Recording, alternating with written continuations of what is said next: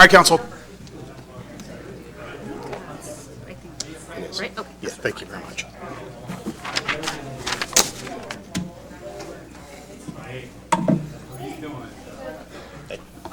Hi, man. How are you?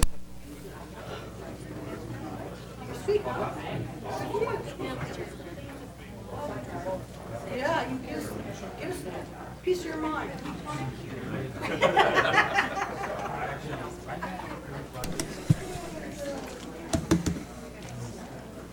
What is that? Oh.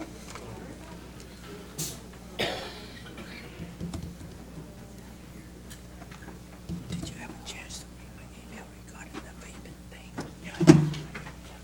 I don't know how to step is just going to that. Maybe they have to. All right, Council, everybody ready? Councilmember Cepheus-Dawson, can you hear me? Is Councilmember Cepheus-Dawson? Yes, I can. Oh, there we go. All right. Well, now we can start. All right, would you welcome to the Federal Way City Council meeting for October 1st of 2019. Would you all please rise for the Pledge of Allegiance?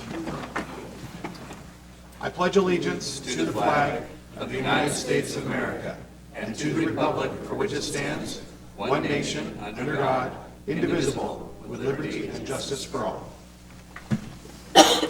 All right, I would like to note the time is at about 6:41. We had a study session that started at 5 o'clock that took us until about 6:20, and we had an executive session. So I think it just took us a few minutes to get all together. We will not make it a habit to start our meetings 10 minutes late, but I just want to let everybody know that.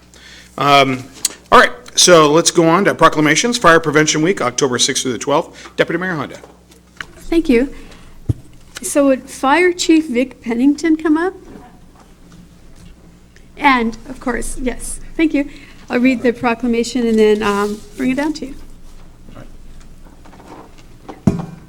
Whereas the City of Federal Way is committed to ensuring the safety and security of all those living and visiting Federal Way, and whereas U.S. fire departments responded to 359,280 home fires in 2017, according to the National Fire Protection Association, and whereas many of today's building materials and furnishings produce toxic gases and smoke when burning, making it impossible to see and breathe within moments.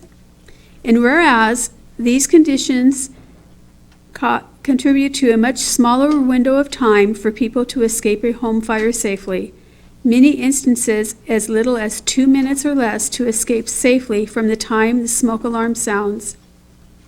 And whereas more than 1/3 or 38% of home fire deaths result from fire in which no smoke alarms are present, and whereas a properly installed and working smoke alarm provides an early notification to allow for people to safely escape a home fire situation, and whereas South King Fire and Rescue's first responders are dedicated to reducing the occurrence of home fires and home fire injuries through prevention and protection, through education, including many activities during Fire Prevention Week. And now therefore, we, the Mayor and City Council of the City of Federal Way, do hereby proclaim October 6th through the 12th, 2019 as Fire Prevention Week in Federal Way, and we encourage Federal Way residents to increase their safety from home fires and ensure their homes have properly installed and working smoke alarms and have those alarms tested twice a year. Signed this first day of October 2019 by the Mayor and the council members.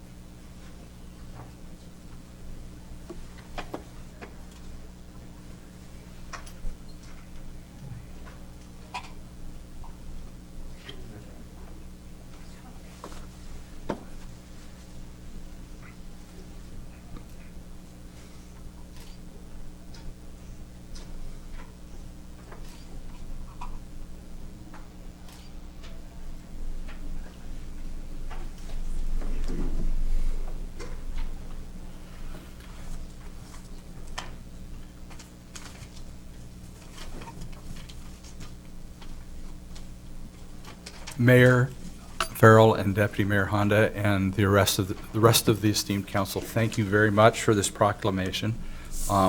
It's an honor to receive this, and I know that it will be greatly received by our membership at South King Fire and Rescue. I just want to remind folks of a couple of things. I couldn't do this without reminding you that this is an important week for us.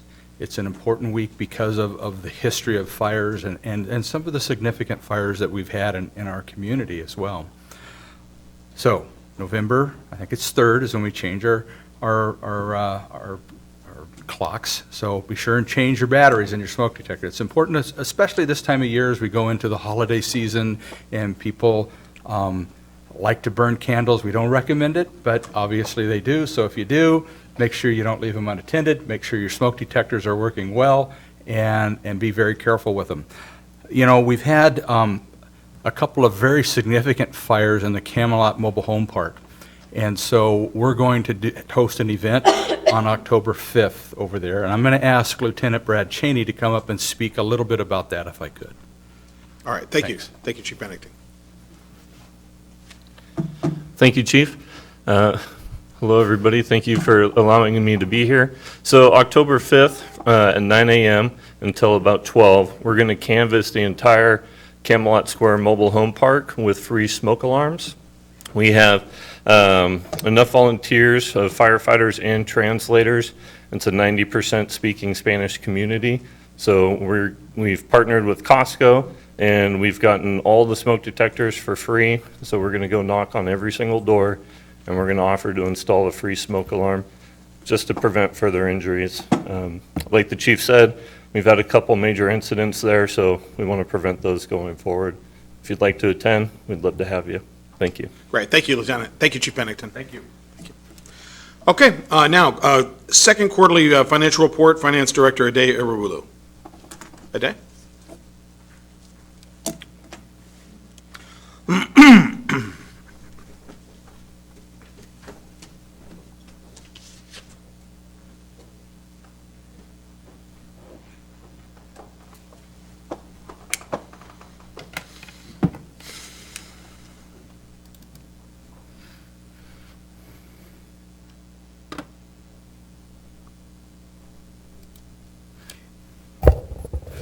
Good evening, Mayor, Council, Deputy Mayor. What we have before you is the second quarter financial report, and I have gone over most of these with most of you, and is to give us a summary of where we are. Bottom line, especially for these, trying to give Council and the public a general overview of the major revenue source for the city. The red line right here, that is our utility tax.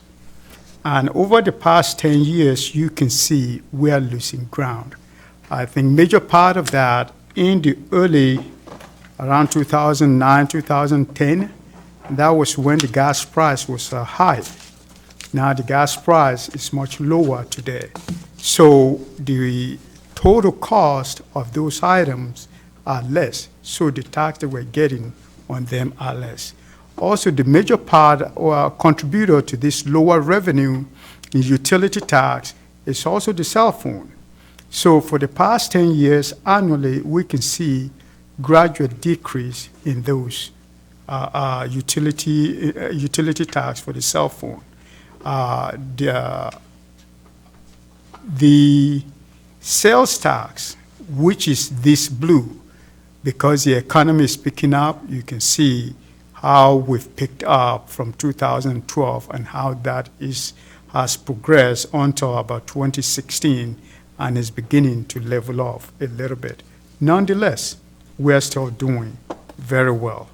The property tax, again, that is doing well, and average of 1% a year, plus the new construction. And this is our rate. I think if you notice 2016, which is around the time that we sold the warehouse that was sold, and a couple of other major apartment complexes were sold. So, but starting from 2017, you can see that is also leveling off. I foresee that to go down a little bit more down the road. But nonetheless, those four major revenue sources, other than the utility tax, are doing very well. In addition to those, you see the admission tax. I think because of the changes that the council made in 2018, we moved from about 547 to about 867,000 in 2018. And the traffic safety, that is also doing reasonably well. Our comprehensive annual financial report is done, and actually the state has released its audit report, and I think there's no finding, and I think that is very good. We're very pleased with that. So I think the state auditor's office will be meeting with the council for their exit conference. So.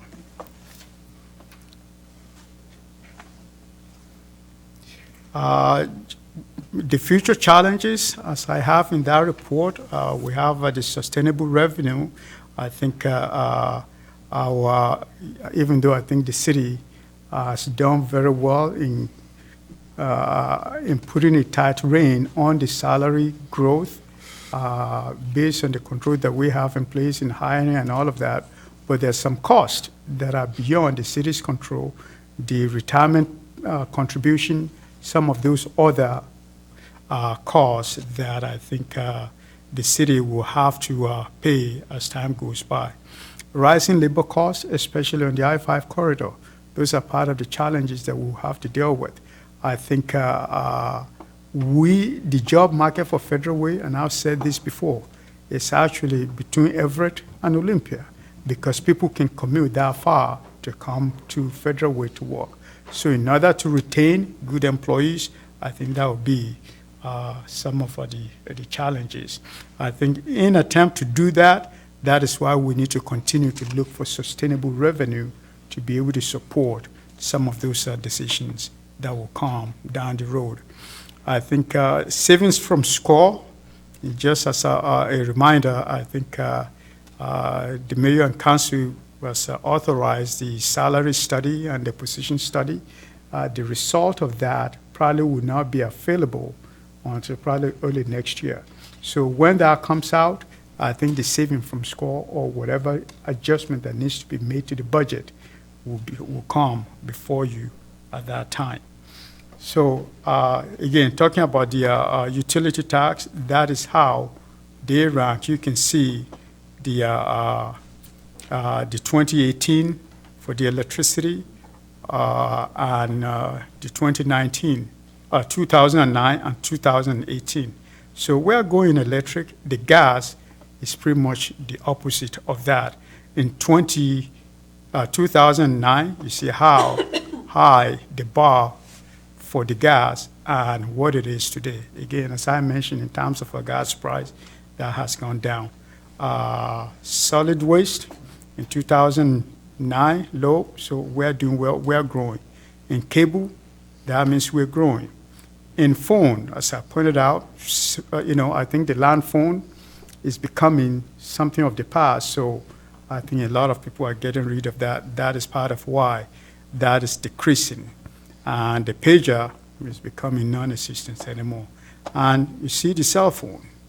In 2009, it's almost about 3 million, and now we're running at just about 1 million. So that is drastically going down.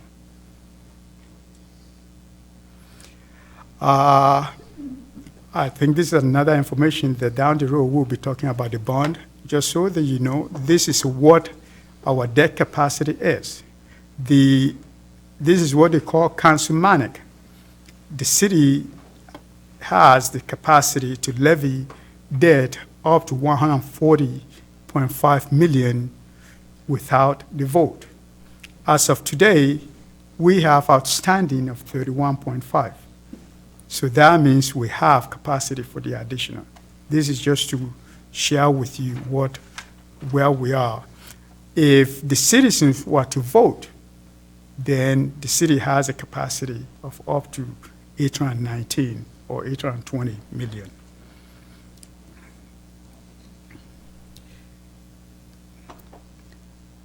And this is the detail of those outstanding debt. You have a Federal Way Community Center that was issued originally at 12.4 million. As of now, we have about 10 million outstanding. And Tiger Property, because as of now, we only pay interest on it, so that is 6 million, and that is 6 million. SCORE, when we got into it, was about 15.52. It's now about 12.89 as of the end of 2018. We will be refinancing that at the end of this year. The HUD, 3.03 million as of the end of 2018. We have 2.71 million outstanding. And this total is what make up the 31.5 outstanding right here. So in addition to that, we have this other interfund loan, and this park construction, that is also part of the presentation later today. This is the one that we'll be refinancing. And these are just operating interfund loan. This transportation, that is for public works to change all the lights. The council approved that interfund loan, but because we haven't started the project, we have not used anything in there. And that is the essence of that report. I'll be glad to answer any question. Council, any questions? All right, thank you, Uday. Appreciate it. Okay, now moving on to Mayor's Emerging Issues and Report. We had a great Mayor's Day of Concern for the Hungry food raiser, and with the assistance of Waste Management. And we've invited Jeri Clark, Executive Assistant to the City Council, and Laura Moser with Waste Management. Jeri Lynn?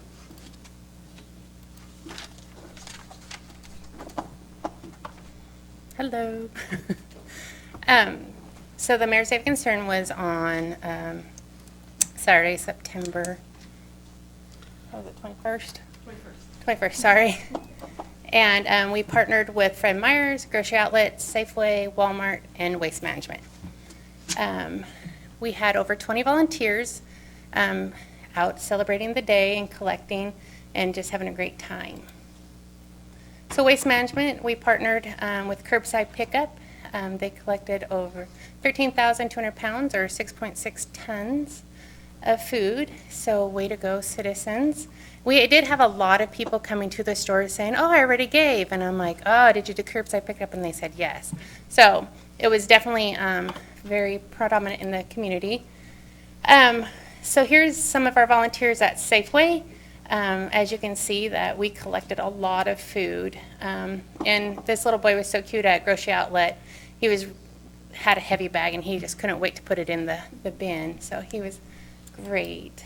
So overall at the stores we collected 2,100 pounds of food, and in partnership with Waste Management 15,300 pounds of food was collected to give to the multi-service center. It's food bank.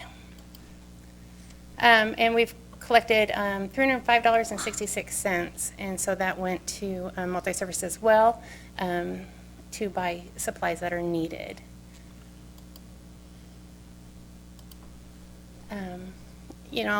Going out there, this is I've been doing this since 2014, and every year is just a wonderful time. You get to see the hearts of this community, and it's definitely a blessing.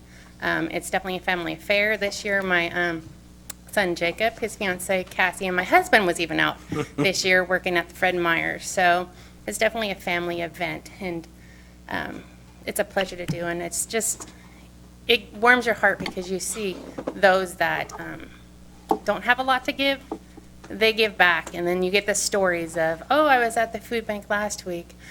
This is my giving back. And then you have people that gave us $200 out of their pocket to make a difference. So this community is an amazing community, and it's a pleasure to be able to serve them and to be out there with them. So now we'll turn it over to Waste Management. Okay, and after Laura talks, we'll have some of the council. I see some lights on. Laura, come on up.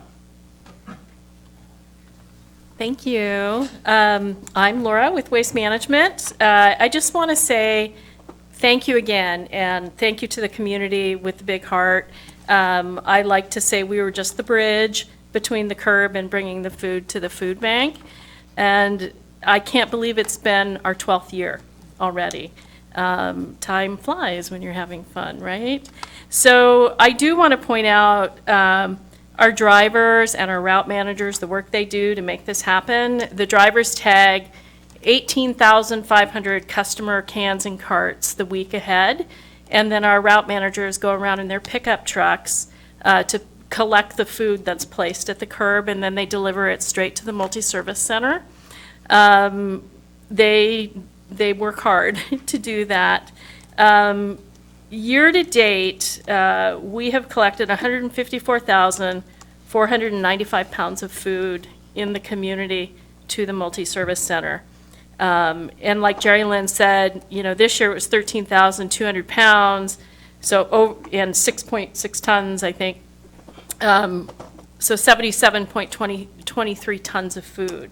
It's pretty incredible, the amount of food that folks in the community donate. And we are so happy and thankful to be able to participate and to offer our services in that way, giving back to the community. So thank you for involving us, and it's a lot of fun.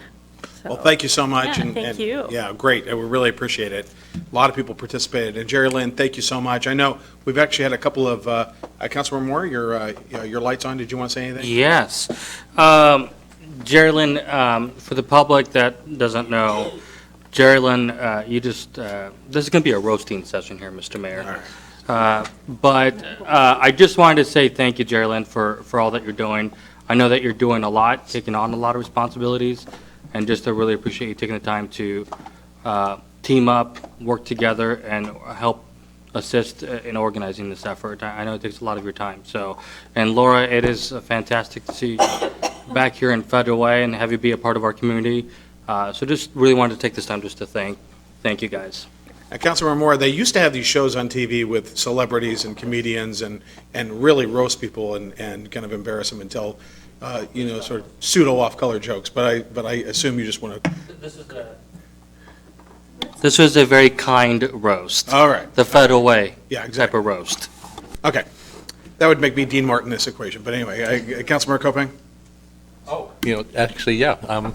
I also want to echo, I was going to say the same thing, and then Mr. Councilmember Moore beat me to it. But Jeri Lynn, you've done a great job again, rounding up all the volunteers, spending, the weeks ahead of time to make it a great event and to really help our community come together to give to such a worthy cause. And Laura, you guys are a fine bridge. We appreciate it. Appreciate your partnership. I'm glad you're a part of Federal Way going forward. So, I know. Thank you. Okay, Councilmember Duclos and then the Deputy Mayor. I just wanted to thank the both of you, Jeri Lynn, for what you do and for what Waste Management does, too.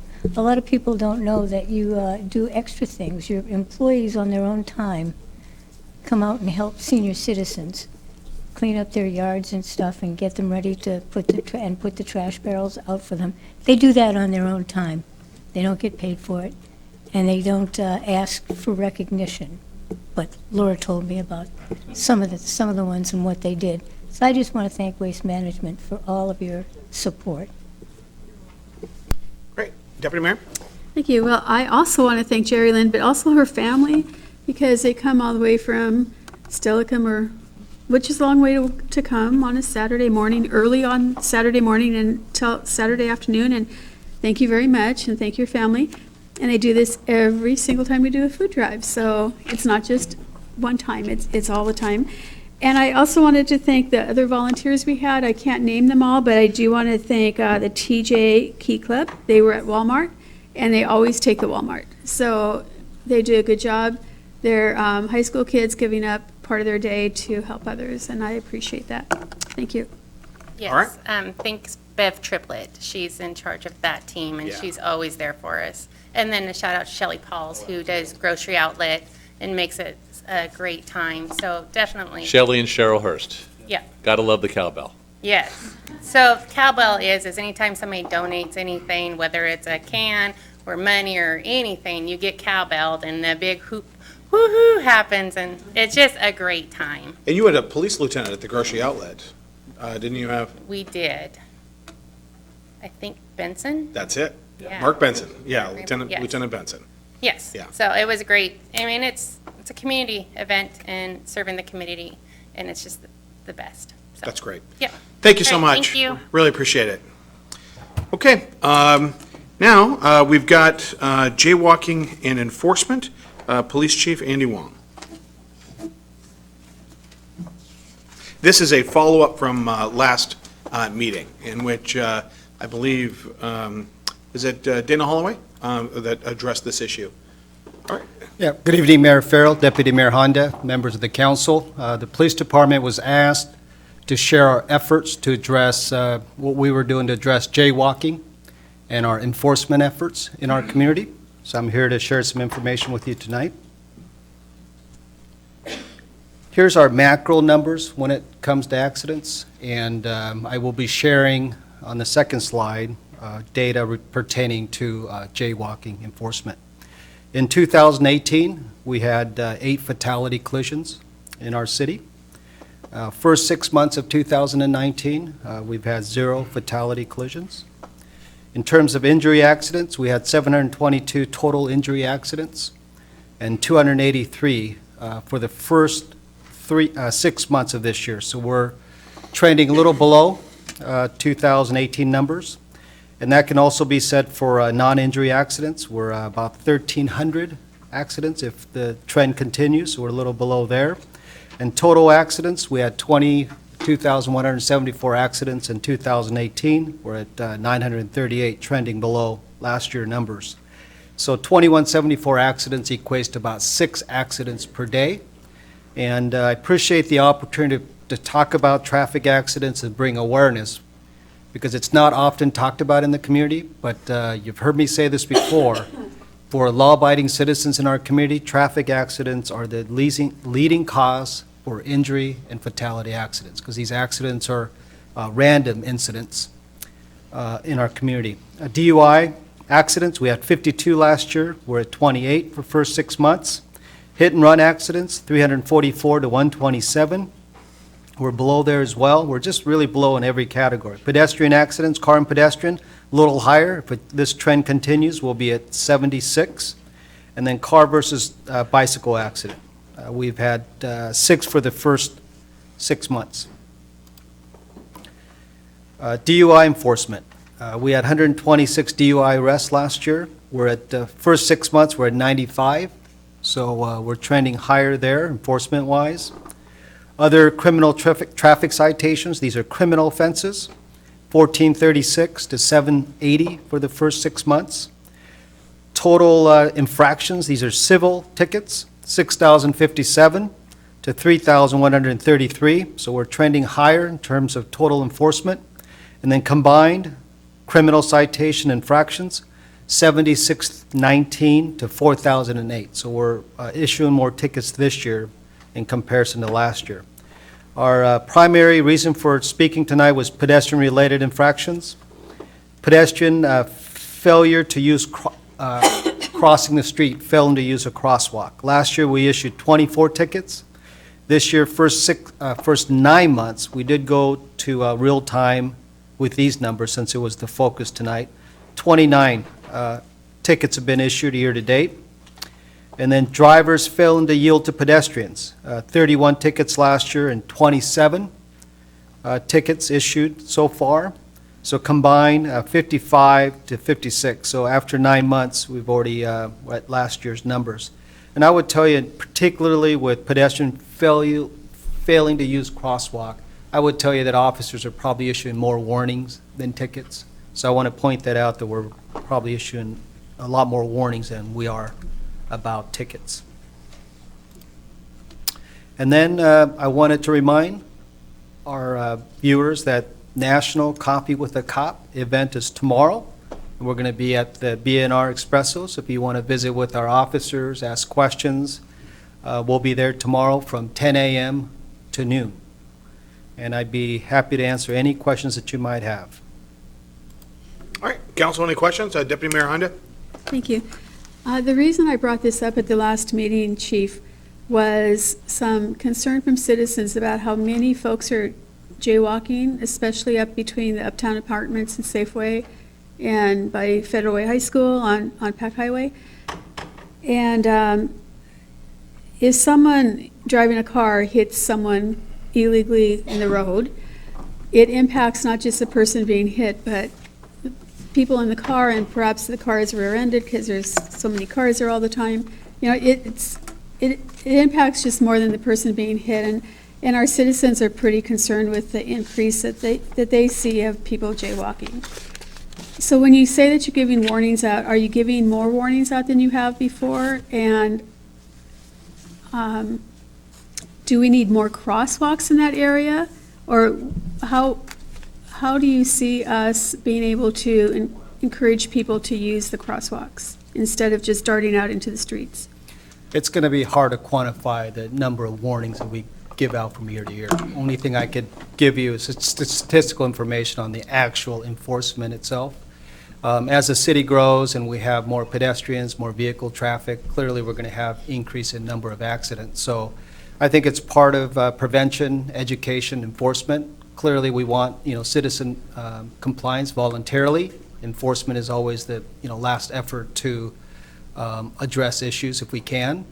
So yes, we've, several years ago, we spent a significant amount of money, in excess of $1 million, adding additional crosswalks in our city. I think part of the overall comprehensive plan is to continue to add crosswalks where we do have significant number of, pedestrian crossing and so forth. The answer will never be just strictly on enforcement. We'll never achieve our objective just through enforcement and through maybe establishing barriers and other methods of deterring people jaywalking. But in our city, just the way our city is laid out, that's going to be a little difficult to totally prevent because people aren't going to walk half a mile to the nearest crosswalk on Pack Highway. So if you need to go to point A to B and you got to walk 3 blocks to get to a crosswalk, most people will walk across that highway. So I don't think you can deter all of it, but I think taking a comprehensive approach, I think will have the best impact in mitigating these type of accidents. What is the cost of a citation if it's given to someone who's jaywalking? $124. Thank you. Wow, that's actually pretty hefty. I recall hearing that city of Seattle just a few years ago had like $55 or $57. That's a pretty hefty fine. Okay, council, any other questions? All right, thank you, Chief. Appreciate it. Okay, now let's move on to the fall recycling event. Jeanette Brizendine, our Public Works Department Solid Waste and Recycling Division. Jeanette? Thank you. Good evening, Mayor, Deputy Mayor, council members, and guests. My name is Jeanette Brizendine, and I run the Recycling Education Program and the recycling events that we have twice a year. We promote these through direct mailing to homes. We utilize the city's website, Facebook page, and we send things to the mayor, as we do every time. This event, everybody seemed to pick up and share our events. So as a result, we had more material and people than we normally anticipate. So for this fall recycling event, there is a chart that has the items that we take and the tons of material. As you can see, scrap metal is very popular, so that's going to be a lot of times appliances or just barbecues, sinks, metal sinks.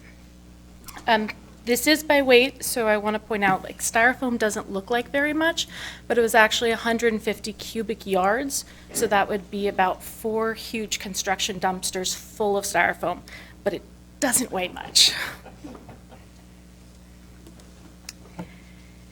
So our participation at this event was 1,652 cars, which was a record for our events. And we collected just under 250,000 pounds of items to be recycled or reused. So there's charts that show our historical data. We'll notice higher attendance when the weather's nicer and people are wanting to get out and clean up, but we're always competing for other events. The weather, sometimes they land close to holidays, but we did have amazing attendance at our event.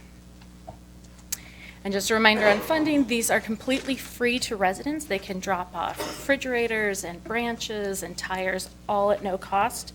This is completely grant funded, and it does cost almost $30,000 an event between staff time, sending out the mailing, paying all our vendors, renting the site, and permitting. So our next event is Saturday, April 18th. We're going to be in the Wild Waste parking lot again. Thank you to our council members, mayor and deputy mayor, who came out to visit our event, and we hope you'll come to our next one as well. Thank you. I was really amazed at just the amount of traffic.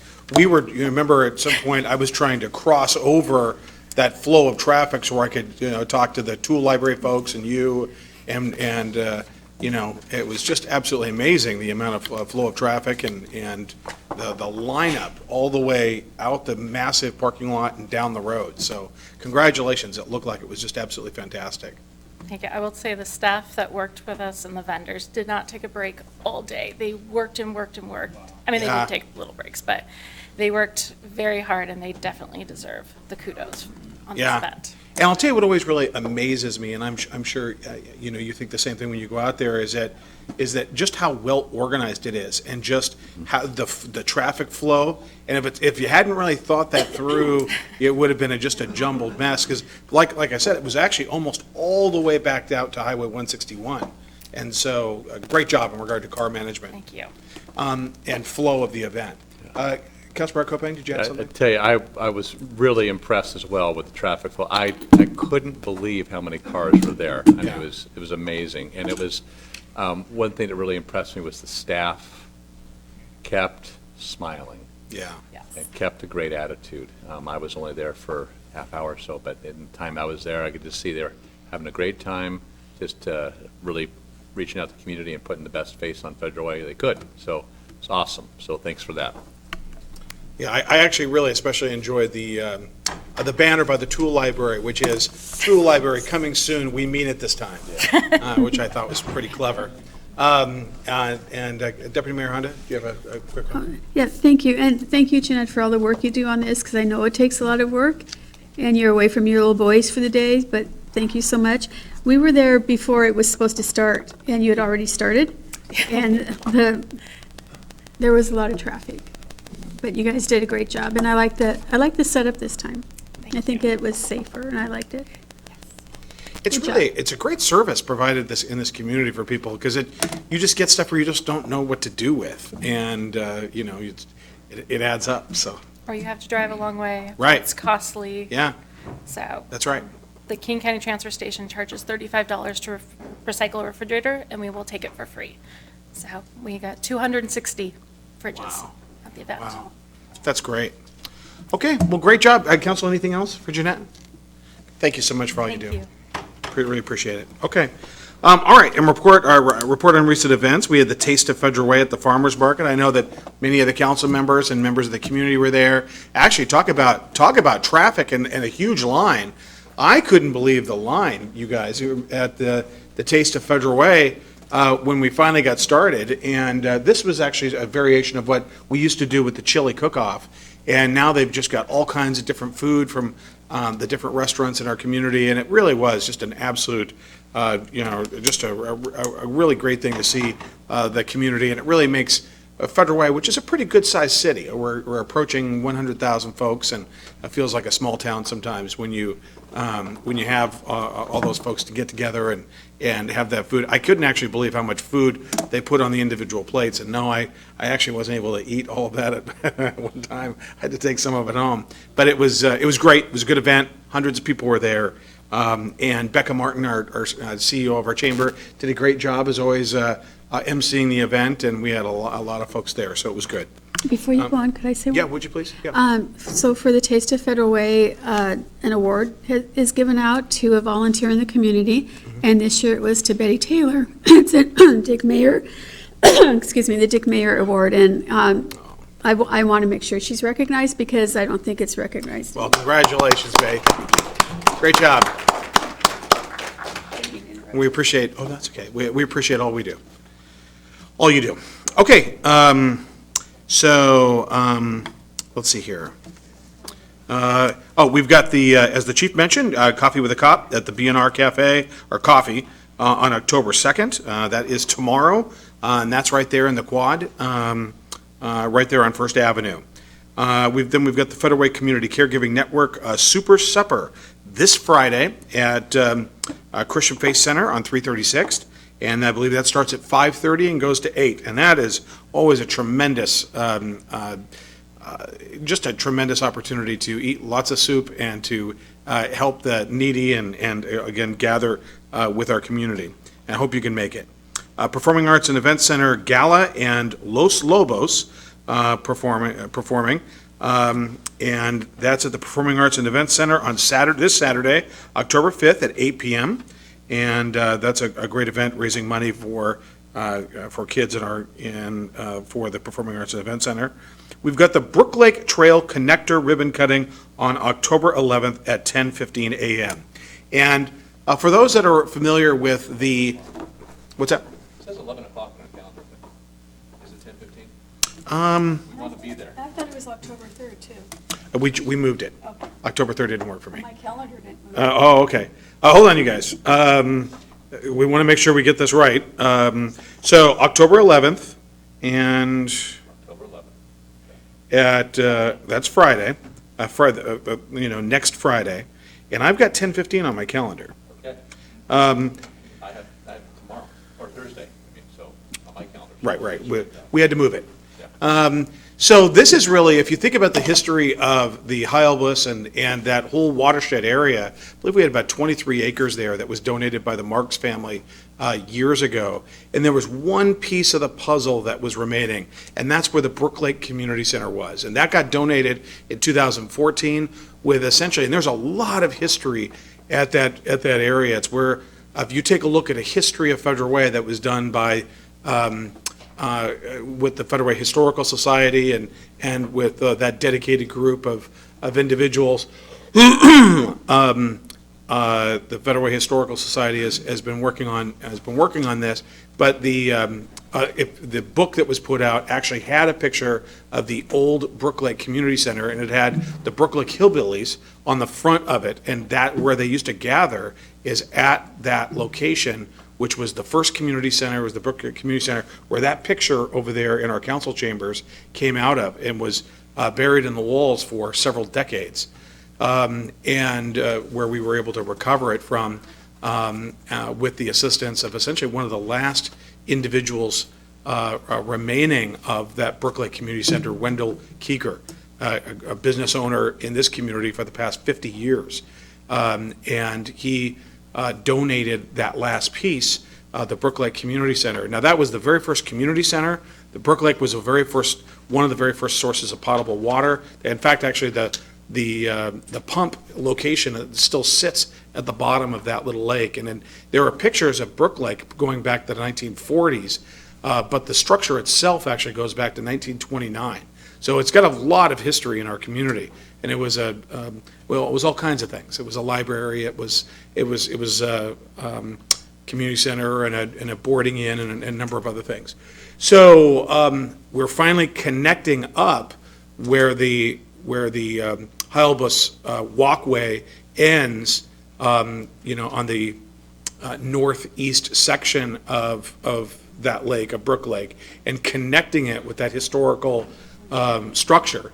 And that was really the last piece to go into place to really finish off that area. So if you get a chance, come on out for that, or if you can't make the event, come on out and see that last piece. It'll be a big part of our education, and it's really a big part of the cultural heritage of our community and the history of our community.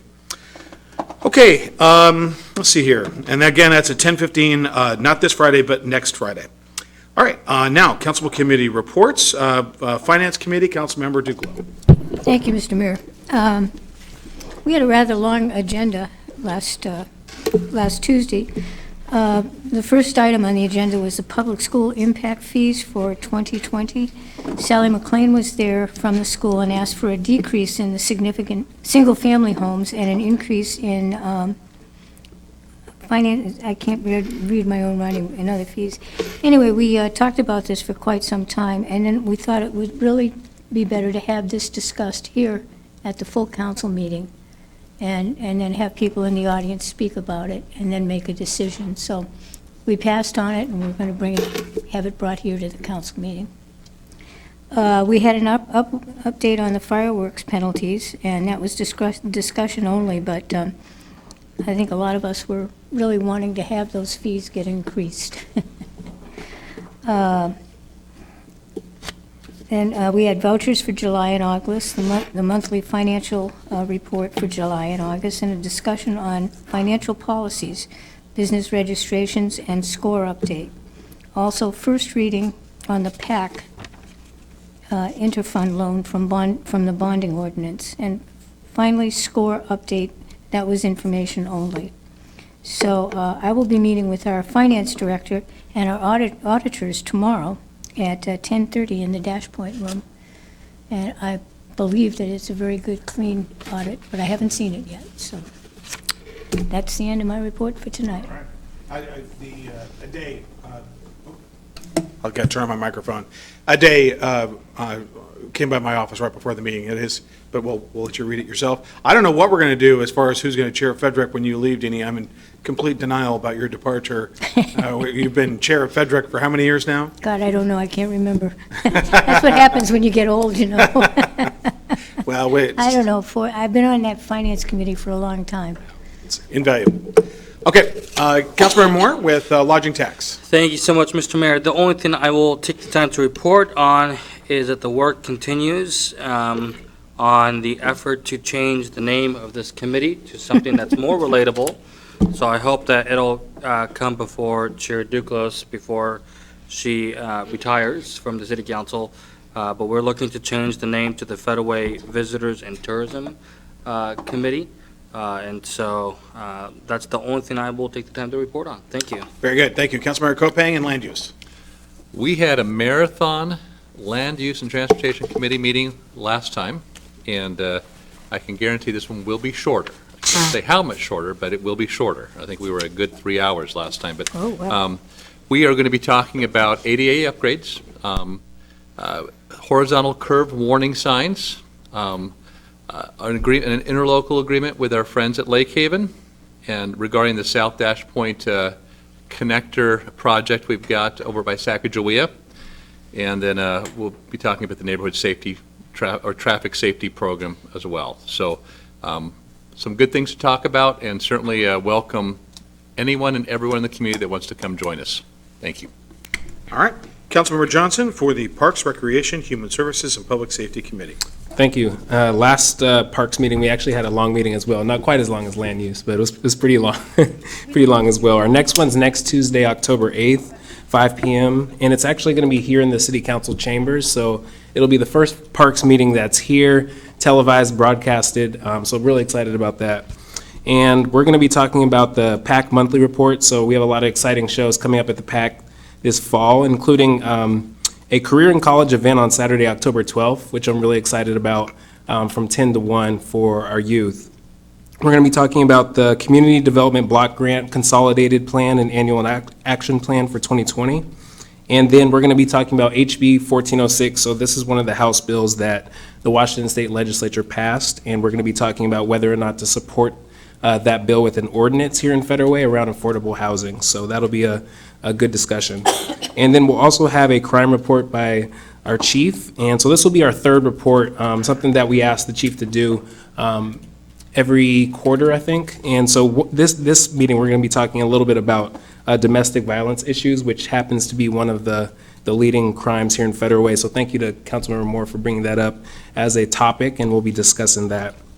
And then finally, I wanted to just also, from the last meeting, we had a pretty detailed conversation around homelessness. And so from that meeting, we're actually going to be doing a coffee with the council on Saturday, October 12th as well, at 1:30. And then we're also going to be doing a study session later this month on October 28th around the Homelessness Task Force recommendations. So from that meeting, we're going to be bringing in the public again to talk about what we're going to do in regards to homelessness. So that's my report. All right, thank you. All right, and then Councilmember Sefadosyan, can you tell us about what's coming up with PIC, the Public Issues Committee of the Sound Cities Association, on October 9th? Yes, thank you. So one of the issues that were big on the PIC agenda last time was the charter review, where King County was trying to consolidate the Regional Policy Committee, the Transit Committee, and the Regional Water Quality Committee. And I just learned that it's not, King County is not pursuing that any longer, and that was due to Sound City's strong suggestion and opposition to it, and the letter that went out from Sound City Association. So that's good news. And so next, on the 9th, we do have a meeting, and this is going to be brought up, as well as the housing, what is it called, the Homeless Authority, the regional, which we're going to be talking about later. And so that also is going to be part of this conversation.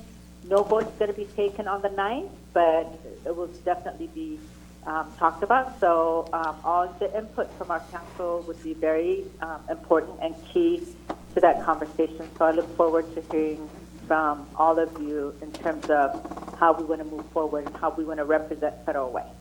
With that, I end my report. Thank you. All right, thank you, Lydia. All right, now on to the Deputy Mayor.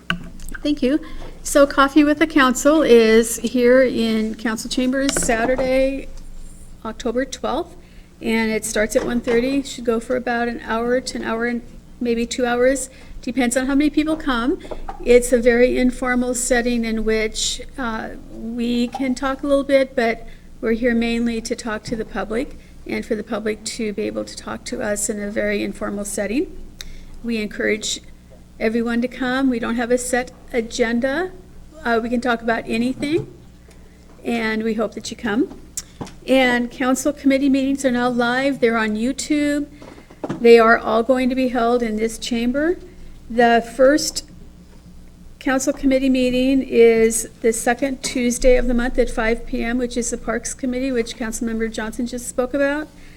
We have the, well, actually, What about? LUTC is the first Monday of the month, and that's at 5 p.m. in this chamber. And FEDRAC is the fourth Tuesday at 4:30 in the chamber. And LTAC is usually on Wednesdays, the second Wednesday, about 10 o'clock in the morning. Generally here, sometimes it's at a hotel, sometimes we don't know because we don't get a packet, but whatever. No, haven't gotten a packet for years. But anyway, it's a way for council to interact more with our citizens so that you see the work that council does do, because a lot of the work that council does is during these committee meetings, and we do take public comment like we do here at a council meeting in a more informal setting. So if you're concerned about talking here at a council meeting because it makes you nervous, it used to make me really nervous to stand up there and talk, you can come to a committee meeting and it is a more informal setting, and you might feel more comfortable getting used to talking here. So I would encourage you to come. Thank you very much. All right, that sounds great. And now on to the most important thing we do tonight, citizen comment. I'll go ahead and call off the names, and please be ready in short order. We've got Dana Holloway to start us off, and then Robert Morrison, Tim O'Neill, and Lamont Stiles.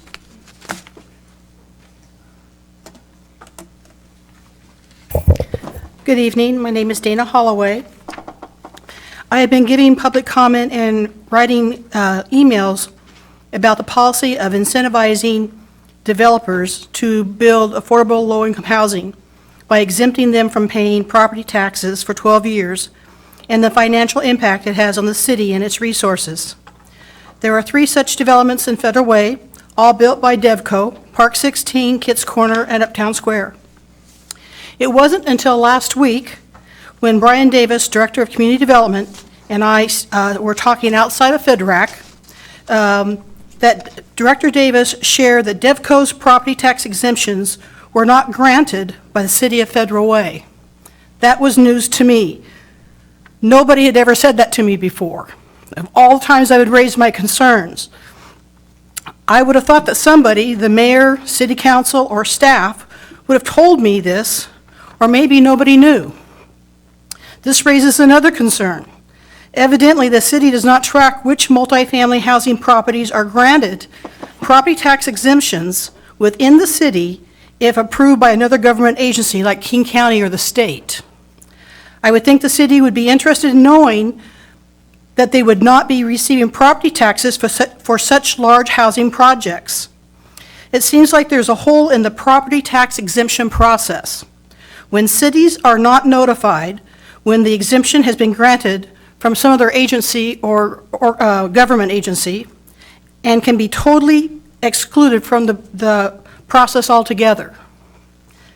This is something the city should research and understand, since the outside pressure on Federal Way to increase the number of affordable low-income housing units and the initiatives and policies that are being implemented will result in more being built in Federal Way. Director Davis is trying to find out who granted the property tax exemption for the 3 DevCo projects, but getting the answer hasn't been easy or straightforward as it should be, which raises another concern about the process and its lack of transparency. Thank you. Thank you, Dan. Robert Morrison.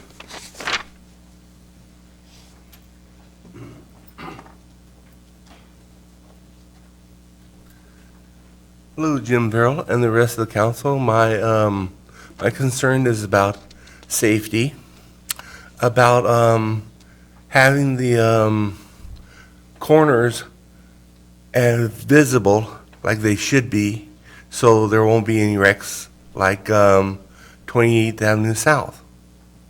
Needs to be lit up quite a bit more, along with the side streets that haven't been lit up. And I've talked about this before, and nothing's been done. I'm wondering why.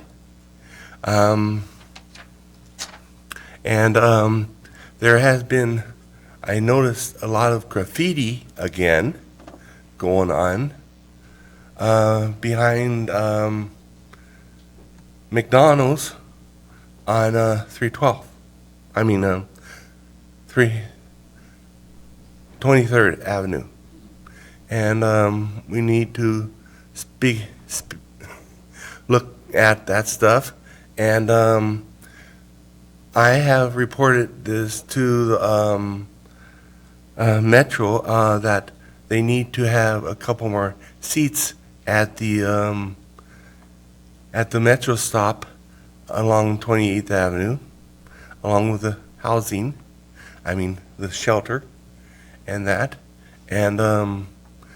And there are cars that are parking in the bus lane, so the buses have to let the people off in the middle of the lane, and that's not safe, because they should have enough room to get over to the curb and let them off safely, especially if it's a person on a wheelchair. Thank you. Thank you, Robert. Thanks. I'll talk to our folks about those issues. Thank you. Tim O'Neill.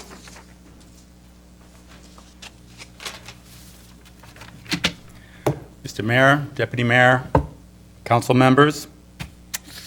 I'm Tim O'Neill. I've been a resident of Federal Way for about 12 years. I'm on the Planning Commission, you may know. Now, I've been hearing a rumor, a reoccurring rumor, that when the ST3 station comes to our town at 320th and 21st, we are going to route the people that are getting off these trains to the street level, and then they're going to cross 320th to the Commons Mall property via an enhanced walkway with its own street light. Being on the Planning Commission, the people who purchased the Commons Mall the Merlot Geyer, sent their attorney to one of our meetings. And he told us that one of the reasons that they purchased this property was because the ST3 station was going to be across the street. In other words, it is their business model that many people are going to be getting off these trains and coming across to their property. This is going to create a condition, an untenable condition, that doesn't exist anywhere in any other intersection in our town. Most other intersections, people are crossing in ones and twos. This is going to be a condition where 20, 30, 40 people at a time are going to be crossing 320th. First of all, no one who has ever driven down 320th at rush hour has thought to themselves, that's what we need. Another street light, another crosswalk. People are frustrated enough with how slow it is now. Secondly, we all know what's going to happen. It's going to be December in 2025, a cold, rainy night during rush hour. The light is going to turn green, and somebody on the north side of 320th is going to bolt. And we all know what happens next, thinking that the enhancements are going to save him. With this many cars and this many people, this is going to happen. And I believe it's going to be reoccurring. You see, if we go and do this, I believe the city is making a bet. A bet that somehow these enhancements are going to trump human nature. What I find strange is I don't think that anyone in this room would make this bet with their own money, which is why I am imploring the city not to do this with our money. This problem is not going to go away. I believe in 2027, this room is going to be filled with angry people who are tired of this traffic, and the families of those loved ones who didn't make it across the enhanced walkway. I believe the city should do the right thing. The station is going to enter at the flyover level, which I believe is about 30 feet above the ground level. We're going to extend this platform across 320th, and we're going to build an elevator and a stair on the other side in the Commons Mall property. Mr. O'Neill, your time has expired. Oh. Yeah, but is there one last thing you'd like to say before, I don't want to just interrupt you like that. Is there one last sentence you'd like to say to wrap up? Yes, I believe the owners of the Commons Mall can be encouraged to contribute to this walkway because it is part of their business model, and we can stop these rumors. Thank you very much, sir. Appreciate it. Okay, Lamont Stiles. And then Betty. Good evening, 2 times in one night. So yeah, I just wanted to address a couple of things. The transparency with the light rail and not just the train station, but also the other site that they want to put in. I think Deputy Mayor asked council what could the city do, and so because of you guys all have written letters to Sound Transit discussing or saying that you didn't want that one site, I can't remember what it was called, but yes. So how can we know when they do decide, or if they do decide to put it there, what our repercussions are as a city, as a citizen? How can we fight and combat that? Because you guys have obviously done your job, but again, when I saw what happened in Kent, they moved. So how were they able to move when they wanted to get rid of Dix and all of that stuff? And they moved and said, no, you're not going to do that. So what makes that situation different than our situation? And then how can we legally, or as citizens, know what you guys know when you find out? So it's transparency. And then the other part of it is what you said, Deputy Mayor, as far as the meetings, the coffee with the council and things of that nature I discussed earlier. how are we getting this stuff out to people so more people can come to this stuff? We have, you say that's a great idea, excuse me, to put stuff on YouTube and things of that nature, but how would I know to go to YouTube to see it? You see what I'm saying? So as far as just outreach, my new campaign is getting the information to the people. Like, how do we get the information to the people so they can be informed? One of the most important parts of a democracy is an informed electorate. So if the people don't know what's going on, then I think that that's on us to get the information to the people. We can go and we can say, yeah, go to the website and click here and click there and click here and click there, but how can we make this easier for people to get involved in this process? And then the other part, just being out on 320th, it was like we literally had to stop cars for people that were in wheelchairs going across. Like, somebody almost got hit a couple of times. We're like, 4 cars went by, and it just was like, this is ridiculous. And then also, like, I'm standing there like 2 weeks in a row, the trash can is just overflowing. Like, it never got emptied. So it just, I got tired of picking up trash, and it was like, well, where do you put it? Because the trash can's filled for like 2 weeks. So that's, I know there's other ways to get to address those situations, but I'm up here now, so I just figured I'll go ahead and say it. But that's pretty much just what I wanted to say. All right, thank you very much. All right, Betty Taylor. And as she's making her way up there, Mr. Stiles, what we'll do is, Lamont, what we'll do is we'll make sure that as the process for the OMF goes on, we'll do everything we can to get word out and make sure that we get it out on social media and every which way.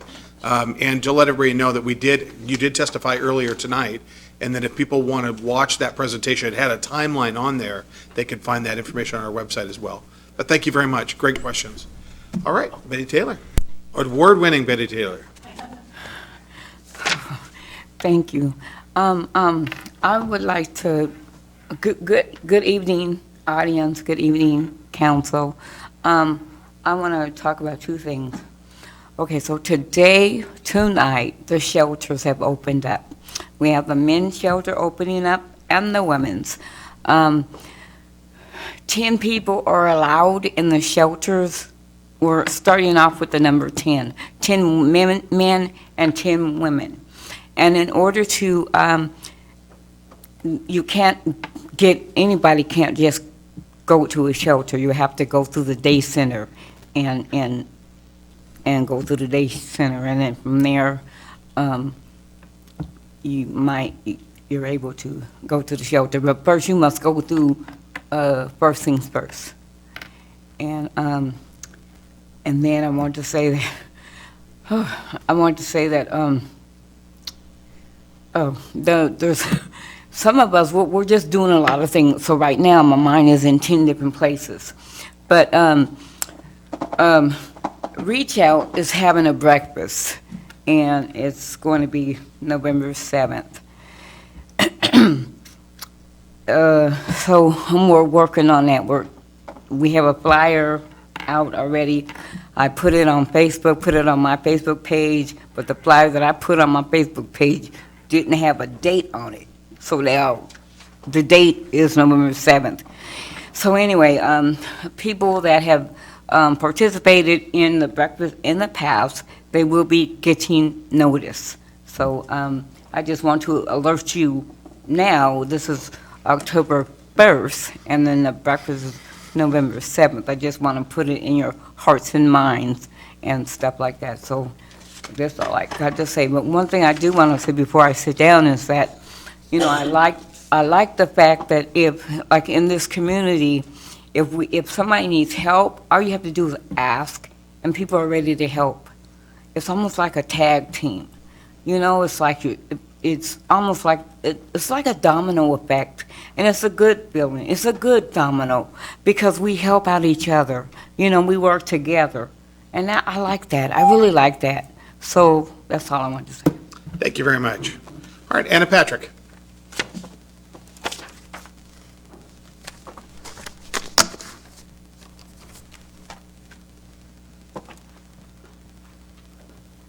Evening, Mayor, Deputy Mayor, and Council, and audience. So I'm just going to make this quick. I just want to tell you guys that there's a Thriller Flash Mob event coming up at the Saturday Market. It's on October 26th at 11 o'clock. There's an invite on the Pulse, so you can share it with your friends. Right now, we have about 423 people that are interested or going. And the first practice is going to be at Federal Fitness on Sunday, October 6th at 10:15. And I better get in shape because I'm out of breath just running up here. And so I hope to see some of you guys out there, Details. maybe. Details one more time. Okay, so the invite is on the Federal Pulse, and you can find a video to the practice. You can practice in your living room, and my husband and I do it every night. We practice as we're kind of building up to it. A couple times we do a couple run-throughs, and if my 70-year-old mom can do it, she's the one that got us to do it for her 70th birthday. So whole family did it. And so she got us kind of hooked, so we thought we'd bring it to Federal Way. We've been doing it in Seattle, and we need this here. So there's going to be 3 practices at the Federal Way Fitness. If you haven't heard of it, you can find the links on the website, and there's a link to the practice video. And I'm not a dance instructor, but I'm going to be teaching. So anyway, that's coming up. First practice, again, is October 6th at 10:15. And the actual event is going to close the Saturday market at 11 o'clock on October 26th. I think I got that right. Okay. All right. That's it. You got it all set up to be videotaped and put on YouTube? and We're all working that? on it. Yeah. Very good. So, thanks. Awesome. That's great. Thank you. And Hope thank to you, see Anna. some of you there. Absolutely. Mr. Mayor. I'm all ready to go. Go ahead. Look, No, Anna? Councilmember Martin Moore? I think the mayor just signed up. Councilmember Moore, did you have a? That was it. Oh, okay. All right. Okay. All right. Thank you. Thank you. Okay. Consent agenda. You guys, that's all I have for public comment. Would anybody else like to talk? All right. Thank you very much. Like I said, it's the most important thing we do is to hear from you. We're going to gloss over that whole thing about me dancing. We'll just get by that. Yeah, exactly. Okay. All right. Item 5, consent agenda. These items have gone through council committee and can be passed all at once. I'll go ahead and read the items and ask for any separate consideration. Item A, minutes for the September 17, 2019 City Council regular and special meeting minutes. Item B, vouchers, July 2019. Item C, vouchers, August 2019. Item D, monthly financial report, July 2019. Item E, monthly financial report, August 2019. Council, is there a particular item you'd want to pull for separate consideration? Hearing none, Deputy Mayor Honda, do you have a motion? I move items A through E on the consent agenda. Second. It's been a motion and a second. Is there any discussion? All those in favor? Aye. Opposed? Opposed? All right, it passes unanimously. All right, council business. Council discussion regarding the proposed King County Regional Homelessness Authority. First, we'll have a staff report from Bill Vidino, our policy advisor, and then we'll open it up for general discussion. Mayor, Deputy Mayor, council members, where is that? Here we go. So this is a brief update on what's happening. It's actually much of a moving target. There was a meeting this morning which I wasn't able to stream over at King County. The recording will be on tomorrow morning, so I'll monitor that as their committees start to look at it. But as we, hold on a second here. So as you know, this is for the people at home. On September 4th, there was an announcement of the creation of a proposal for the King County Regional Homeless Authority. It would oversee policy, funding, services for people experiencing homelessness, and it included a charter and an ILA to have cities to participate. On September 17th, you folks decided to weigh in on it, to cite your concerns about not being involved, the absence of collaboration on this initiative, because it's a very significant piece, especially for cities like ourselves and the other 37 cities. So you all sent the letter, you see who it all went to, and I made sure that all the emails got out there personally, as it was not only the mayors, but all the council members of the 38 cities and all the other entities. So right now, this legislation is in front of the King County Council and the Seattle Council. And here's some key times, venues for advocacy. Number one, of course, is the PIC meeting that Councilmember Seth Dawson referred to, as well as the mayor, and that's Wednesday, October 9th. And then, of course, we'll be monitoring not only the Regional Policy Committee at King County, Health and Human Services, that was today, and I'll be streaming that tomorrow, Budget and Financial Management. It'll then go to the Committee of the Whole and then the full council in November.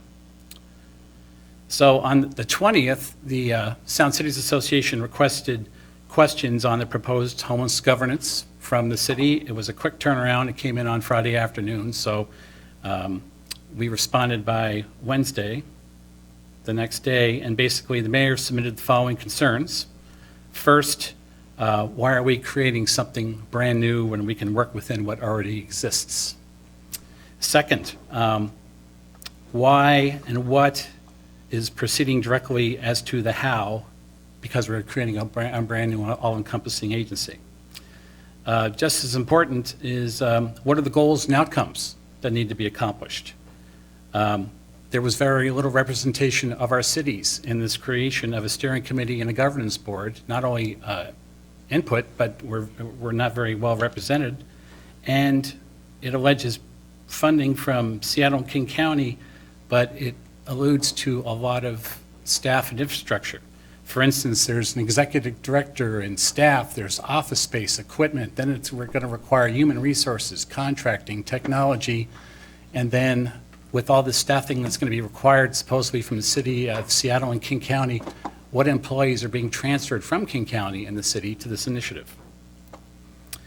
And then, once all this money has been spent on the creation of this agency, how much is going to be left that could have been used for the homeless in the first place if we had gone with the original infrastructure and just improved it?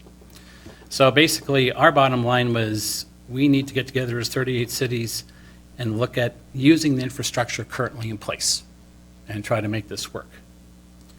Now, on September 26th, our feedback went to SCA. It was submitted to King County, and they're going to be getting answers, hopefully, to all the cities by tomorrow.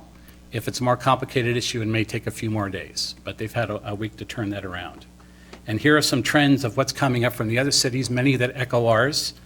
What are the goals, and what does success look like? Why is a new government necessary? How much of the funding would go towards administration? Would the new entity create additional bureaucracy or have efficiencies of scale? And is sub-regional planning anticipated to see how the funds are dispersed in the future? If the cities don't participate, how will that impact how funds are allocated in our cities? Will it have a negative impact? Would it have this entity taxing authority? Would the entity limit a city's ability to determine siting of facilities in our very cities? Would the city's ability to determine homelessness policy be impacted by this group when we sort of are running our own city at the same time? So the bottom line is, other people, other cities are raising the fact, could existing infrastructure or in an alternative form obtain the same outcomes without creating an additional layer of bureaucracy? And the big bottom line is, what, if any, role will elected policymakers have in setting the goals and the metrics?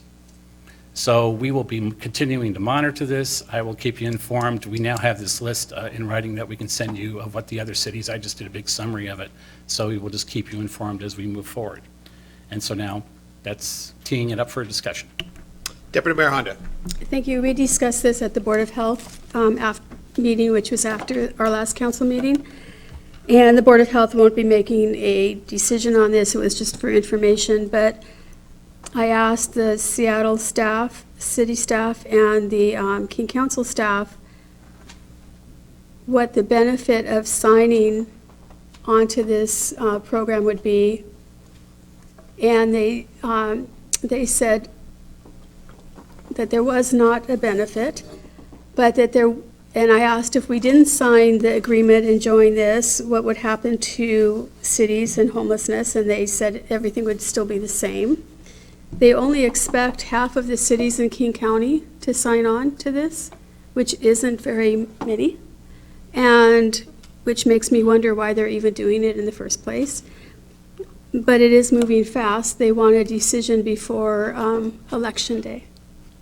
So, and they expect that it will be voted on by King County and the Seattle City Council by that time.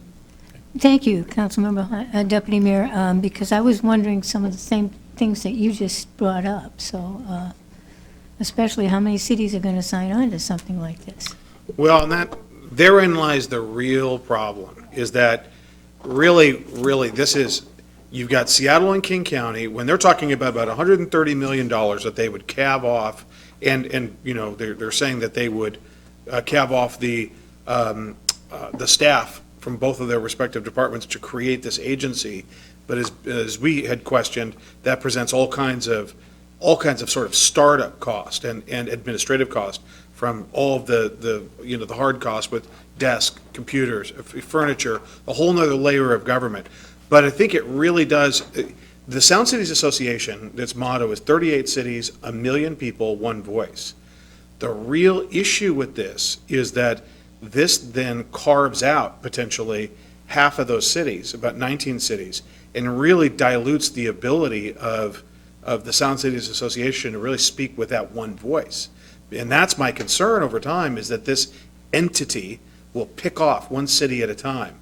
And who knows what kind of unforeseen circumstances, like picking off of our funding, or blocking our funding, or the citing of certain locations, where we really, it's creating a sound transit, it's proposing to creating a sound transit style or type of governmental entity, but this is for the homeless, which we're for forever essentially institutionalize and create a permanent body to deal with this. I think this is a huge deal.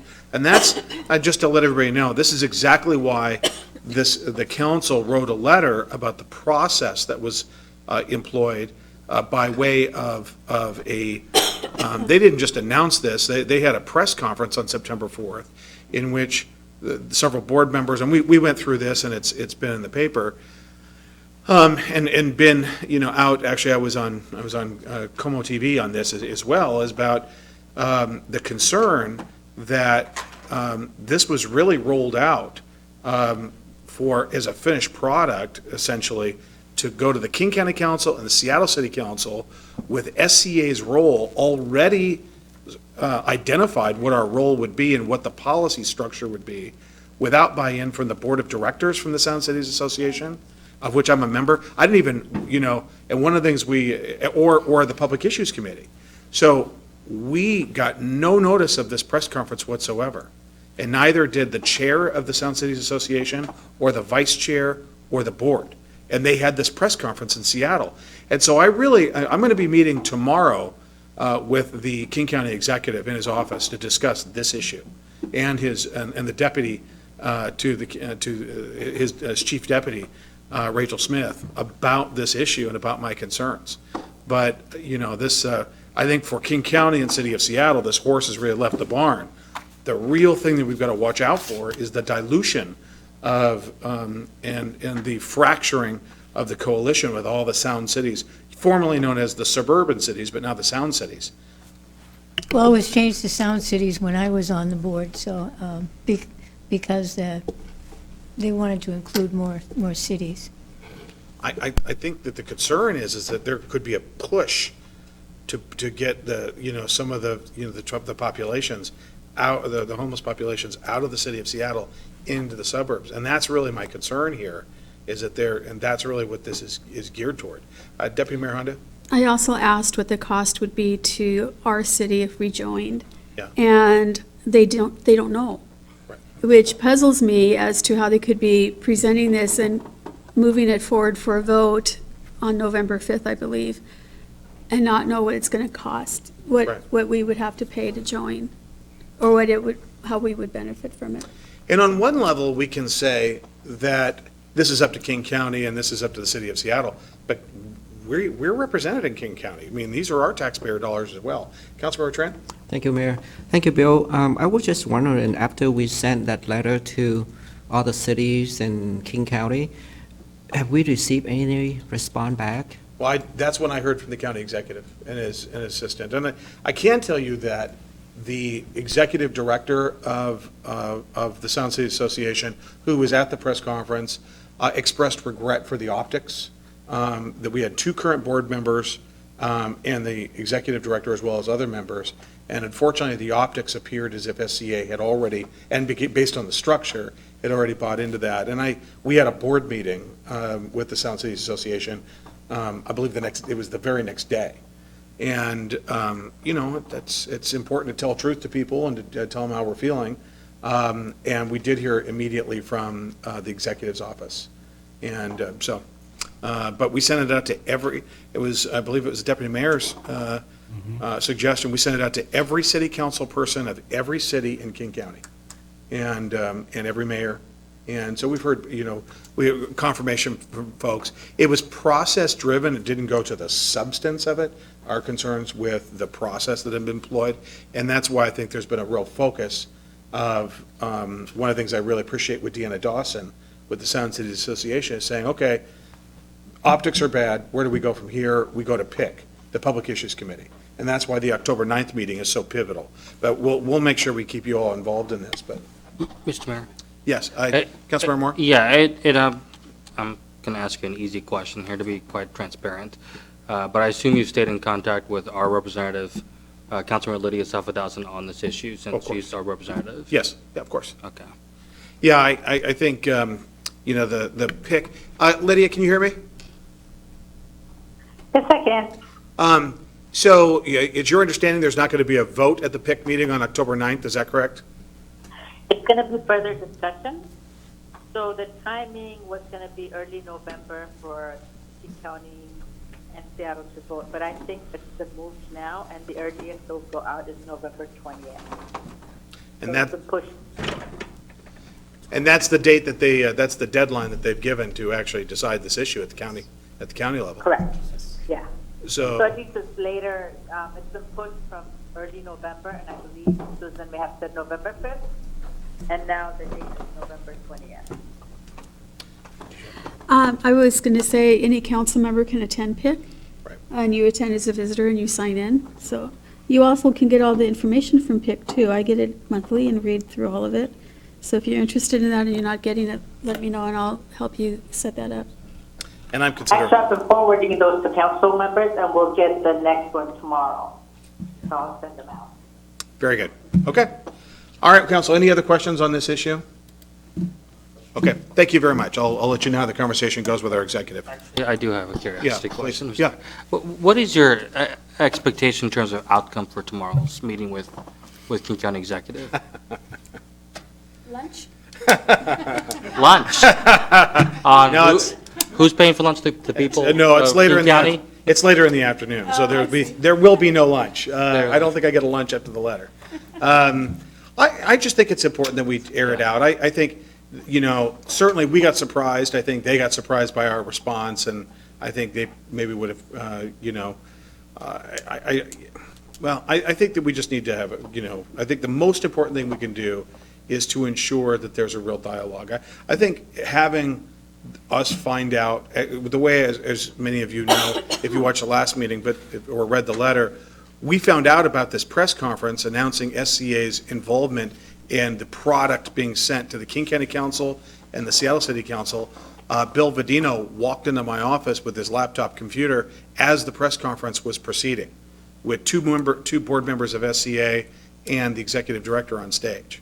And as I used to tell young prosecutors who I was training in the King County Prosecutor's Office, people respond poorly when they're surprised. And we got surprised. And I think that's really my message is going to be with the executive and the deputy executive, is that it's not fair to do that. It's not to and the city of Kent, who represents over 120,000 people, they were unaware that this was going to happen. The president of SCA, who is the head of an organization that purports to represent 1 million people, was unaware that this press conference was going to happen.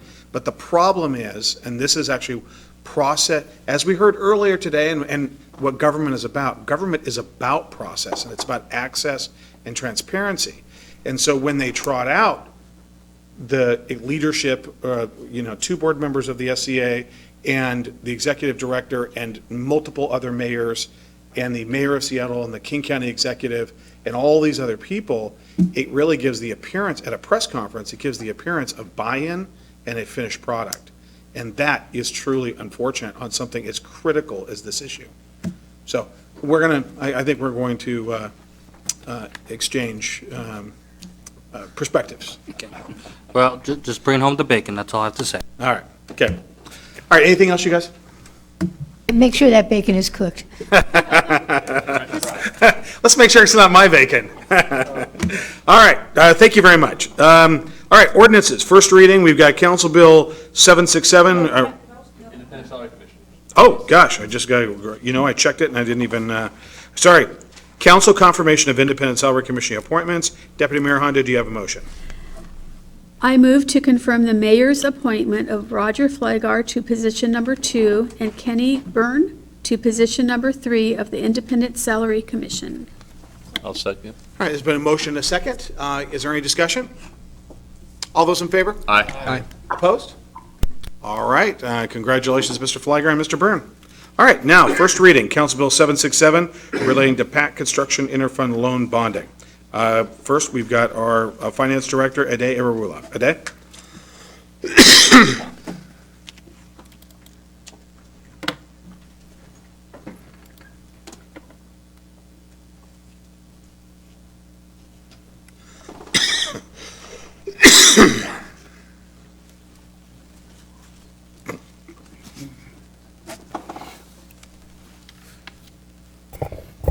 Good evening, Mayor Farrell, Deputy Mayor Honda, Council. The ordinance before you is trying to bond the Performing Arts Center construction interfund loan. Before I get started, I have some of my colleagues here to introduce our bond counsel, Ms. Nancy Neres, the principal with the Forstall and Gavel Law Firm in Seattle. And our bond underwriter, Ms. Caitlin Colwell, is the vice president with the Key Bank Capital Market.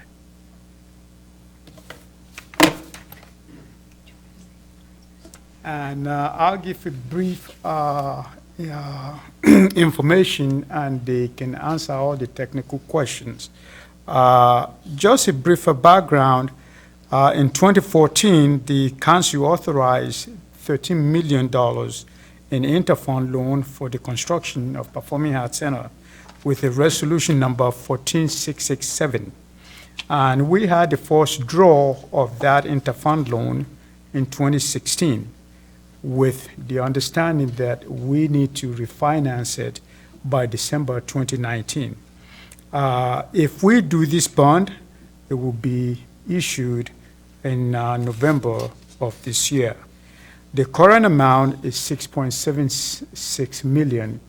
And I was sharing with Mayor Farrell the other day that we are working with Department of Commerce to get reimbursement for up to $1 million. So if we're able to do this within the next few weeks, this amount will actually also will be reduced. So the reason why we're doing the interfund loan now is based on the, why we're doing the bonding now, the requirement for the interfund loan is we can only do that for 3 years. And also, I think by doing the bond, it actually allows us to spread the repayment period over a period of time. That lessens the pressure on our cash flow. Also, this time around, the interest rate on whatever amount that we borrow, I think is probably the lowest that it is going to be, even though President is pushing for a zero interest rate, but I'm not so sure whether that will happen or not. Just to give you a briefer background on the kind of debt that we have. As of now, we have about $9.8 million outstanding on the Federal Way Community Center. We have $6 million outstanding on the Target property. And again, a $12.89 million outstanding on Score Bond, which we will be refinancing also, which you've already authorized, and we'll be refinancing, and we will save money on that as well. Also, the HUD, which we borrowed about 2 years ago, we have about $2.71 million outstanding. In terms of our debt capacity, which I mentioned in the previous presentation, I think that is also looking really good with no vote over 140 million, so the capacity is there. And current outstanding is 31.5 million with excess capacity of 109 million.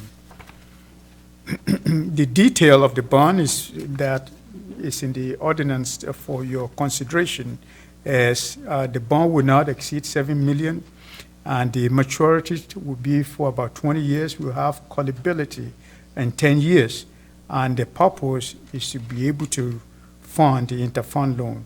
It will be a limited tax general obligation bond. And I now have Ms. Kitty say a few words.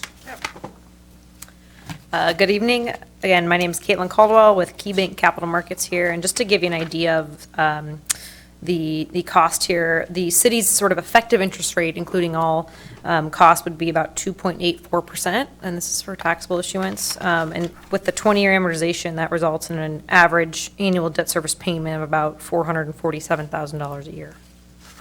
All right. Okay, thank you. Council, any questions? Deputy Mayor Honda? Can you tell me where this money will come from to pay the debt back? What part of our budget? Where the money will come from? Right. Is it from the general fund? Is it from REIT? Where is it from? When we did the interfund, to repay the loan or to when we sell the bond? For the bond, the $447,000 to pay the bond back. Oh, okay.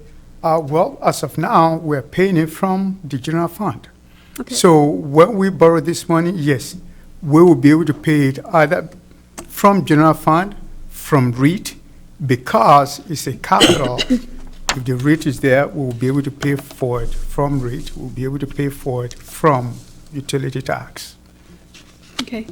I have a statement, and when in 2014, when we approved this interfund loan, we were told that it was going to be used as a bridge loan between when we got the new tax market credits, when we were approved for those, and when the funding came in, and which is why I voted for it. And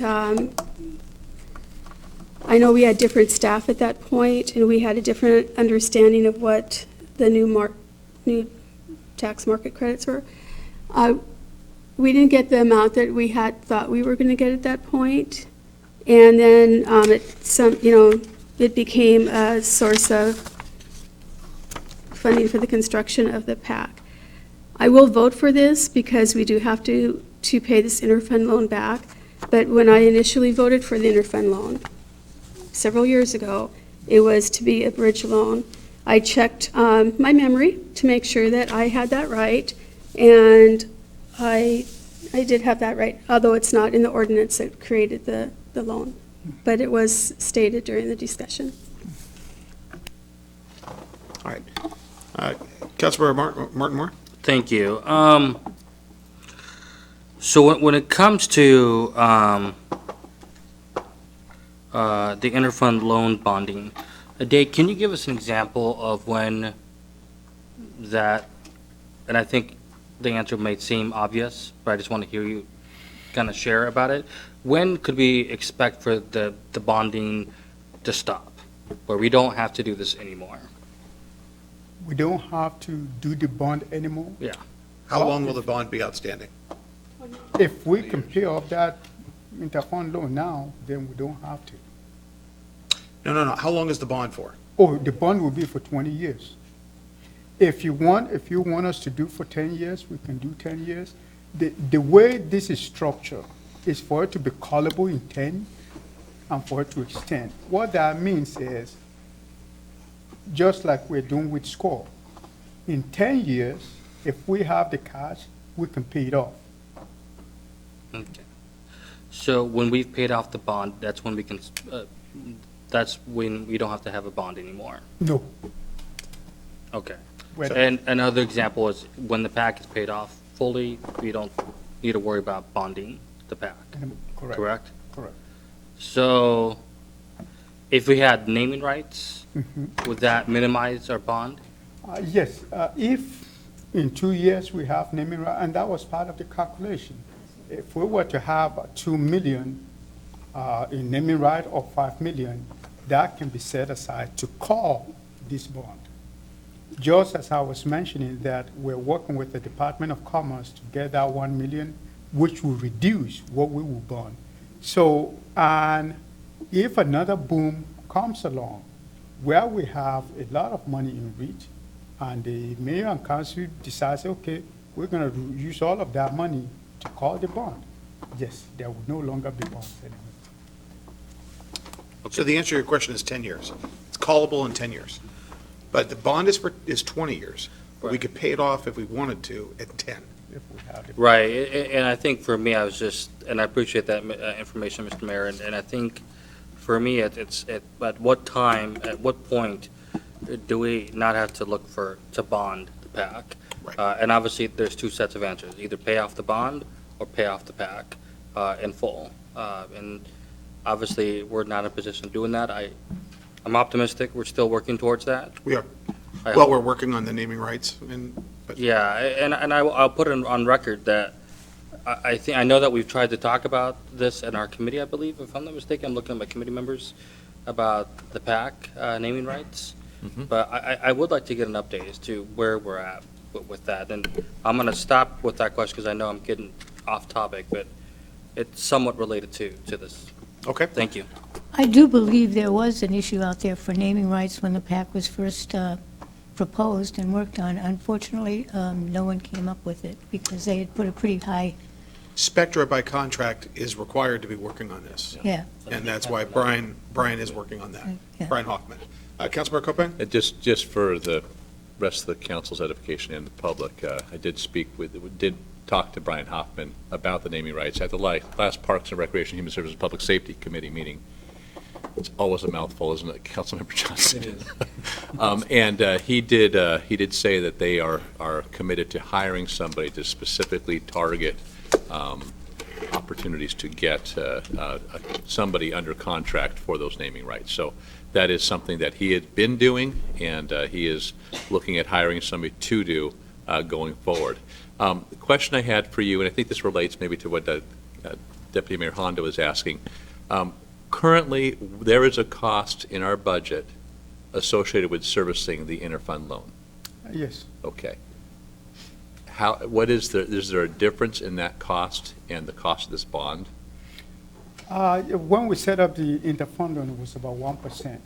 Okay. And based on what Caitlin just said, the interest on the bond may be about 2%. Sure. But we cannot do interfund loan for 10 years. Sure. No, understood. So we are actually going to see an increase in monthly cost to service this loan, this bond. Is that an accurate statement? Actually, no, because we're spreading the payment. Sure.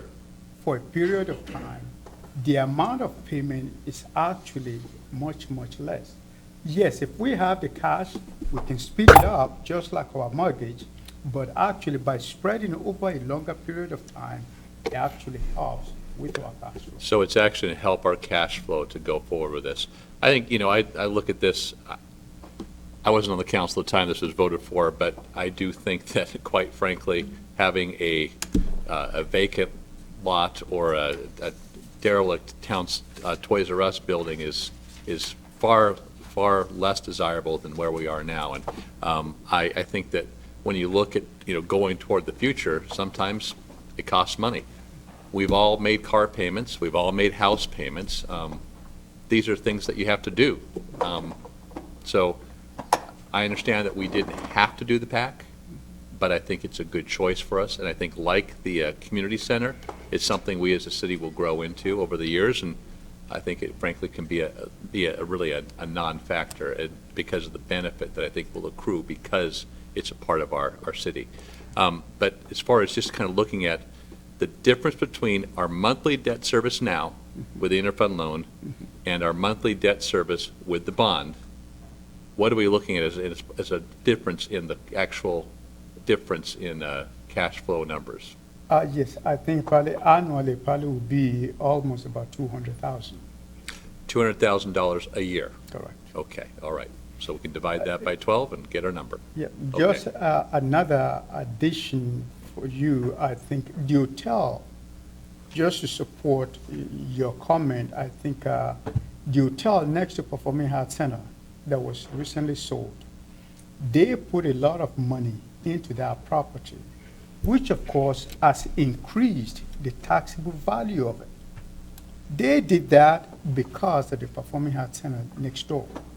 So I think even though the city's property tax amount is capped, the beauty of that, by that hotel, the owner paying more, actually it will redistribute to everybody else, where they will pay a little bit less. So you can already see some of the impact of the park.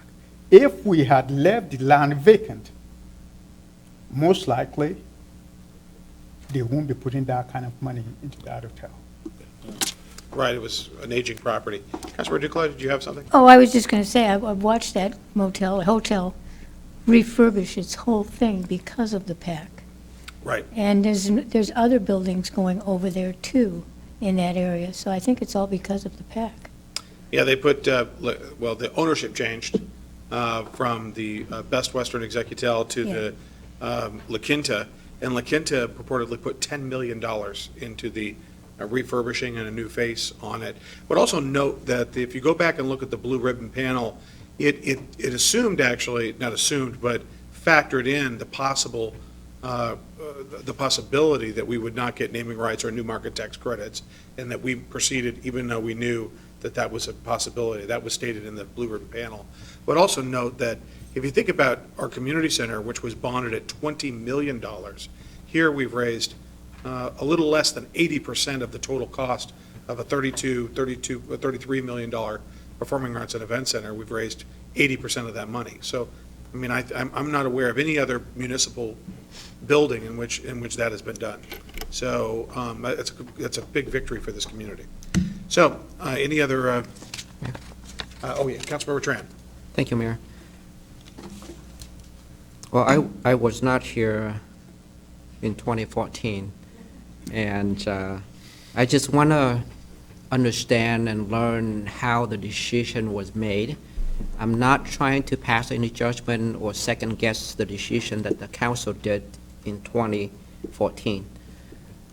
But my question is, did they know that if we do this interfund loan in 2014, we couldn't possibly pay back, and one day we have to bond this interfund loan? Absolutely. That was part of the conversation for us to be able to use the interfund loan to do the construction, and when all the dust settled, and we know how much we're able to get from a new market tax credit, how much we're able to get from the grants that we apply for, and all of that, whatever is left after 3 years, we will have to bond. And that has been part of the conversation for the past 3-4 years. Okay, thank you. May I? The second question I want to ask is, with the recent 2 rate cuts from the Federal Reserve Bank, with the 2.84%, did we factor in those rate cuts? Yes, we did. Yep, these reflect current market rates as of last week, which reflect those rate cuts, so. Great. Yes, correct. Thank you. All right, thank you. Council, any other questions? All right, thank you. Maybe stay close, and we've got we've got time for citizen comment, 3 minutes apiece. Is there anybody who'd like to comment on this? Anybody who'd like to comment on this?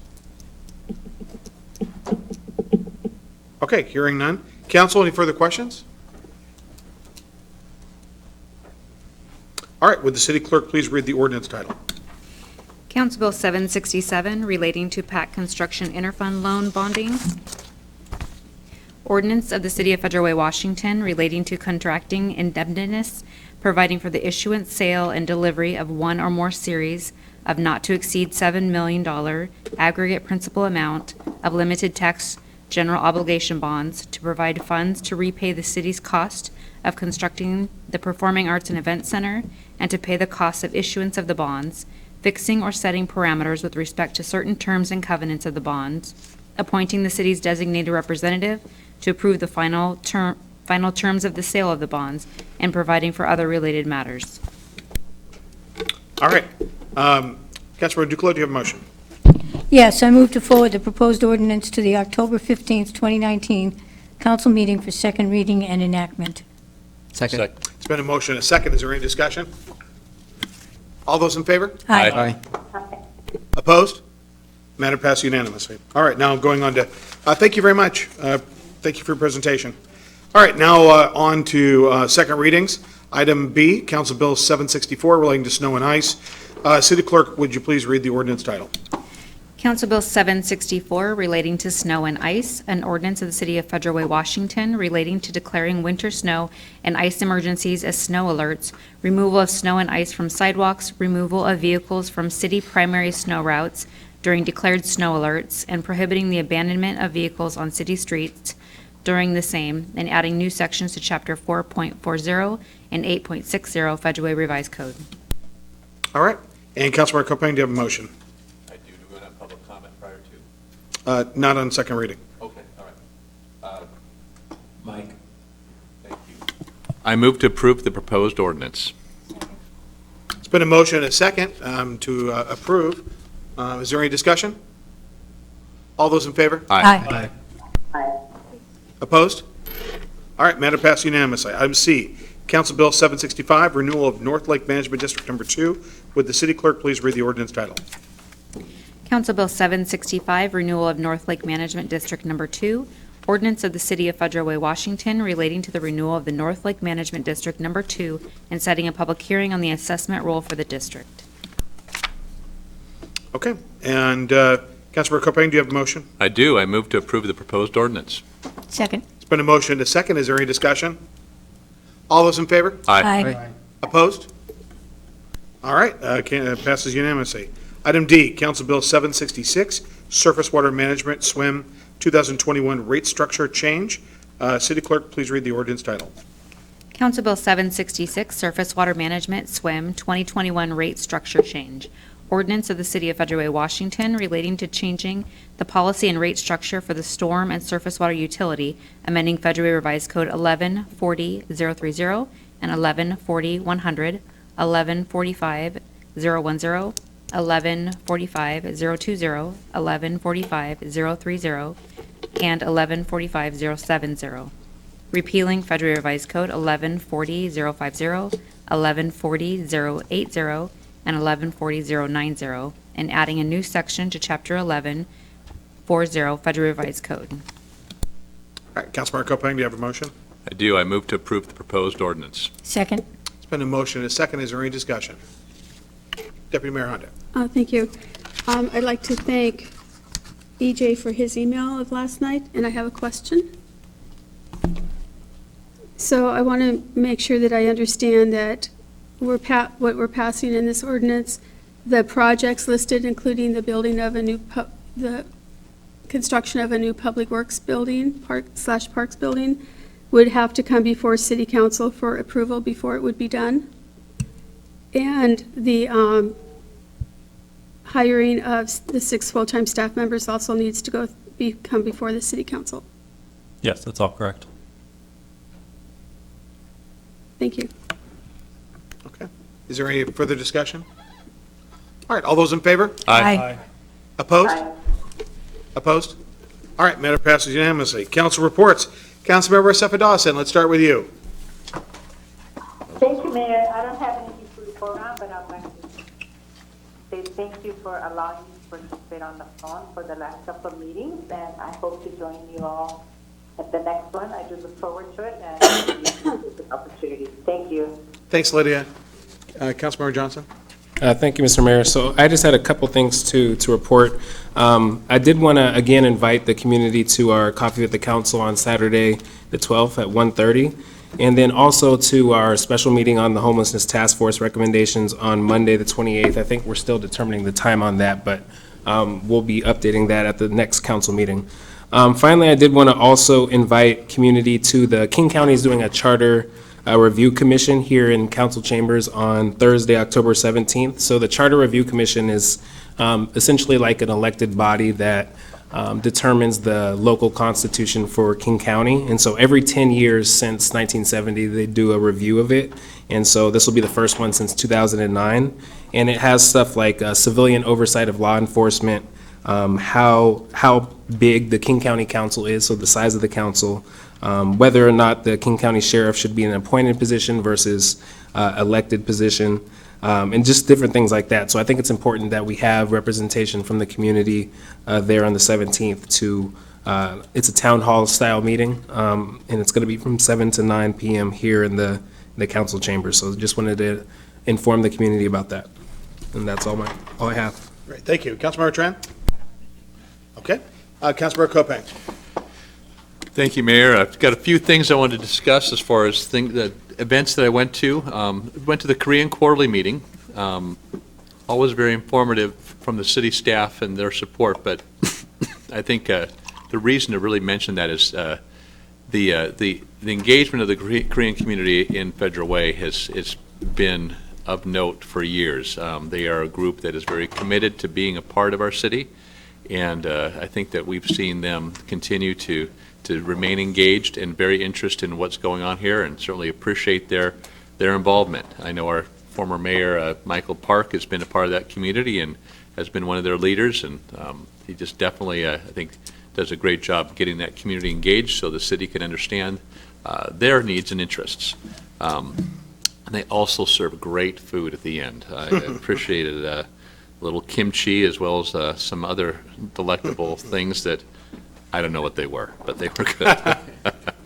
And then I wanted to give a shout out to Shelley Pauls and the We Love Our City group, or We Love Our City group. They did another phenomenal job, I think, getting people engaged in the community to go out and serve this last Sunday. They do an annual service day where they basically, it's a big push, and multiple groups, whether they're churches or service groups, get engaged and become a part of what is our 5th year now doing this. So again, it was really a great turnout, and we got a lot of things done, whether it was the day center, the Federal Way Senior Center was a recipient of their efforts, and there was they did a lay project, something that Betty Taylor has championed for years. I know the deputy mayor was there for that, along with Jeri Lynn Clark. So, and who? Senator Wilson. And Senator Wilson. Good. Okay, that's right. I did see that picture. That's good. I also, one of the things I've gotten to do since being elected was speak occasionally at Dr. Sell's class at Highline College, and he has got a political science class, and Dr. Sell has been the moderator for council forums in the past, and I think we'll certainly be the moderator at the upcoming council forum, council candidate forum. But again, it's really rewarding to be able to have that opportunity to speak to young adults that are interested in politics and really want to make a difference in their community. And it was a great discussion, and a lot of enthusiasm, a lot of passion, I think, which I certainly appreciated. So anyway, that concludes my report. All right, Councilmember Moore. Thank you so much, Mr. Mayor. First and foremost, as many people who are watching, and maybe not the ones that are watching as well, they may not know this, but I know my colleagues are aware of this. I am a guest teacher in the Federal Way Public Schools, and I thoroughly enjoyed that job. Although sometimes I feel like I want a kid, and then sometimes I don't. But most of the time I do. But too bad, we're actually going to be having a kid soon. So very excited about growing our family.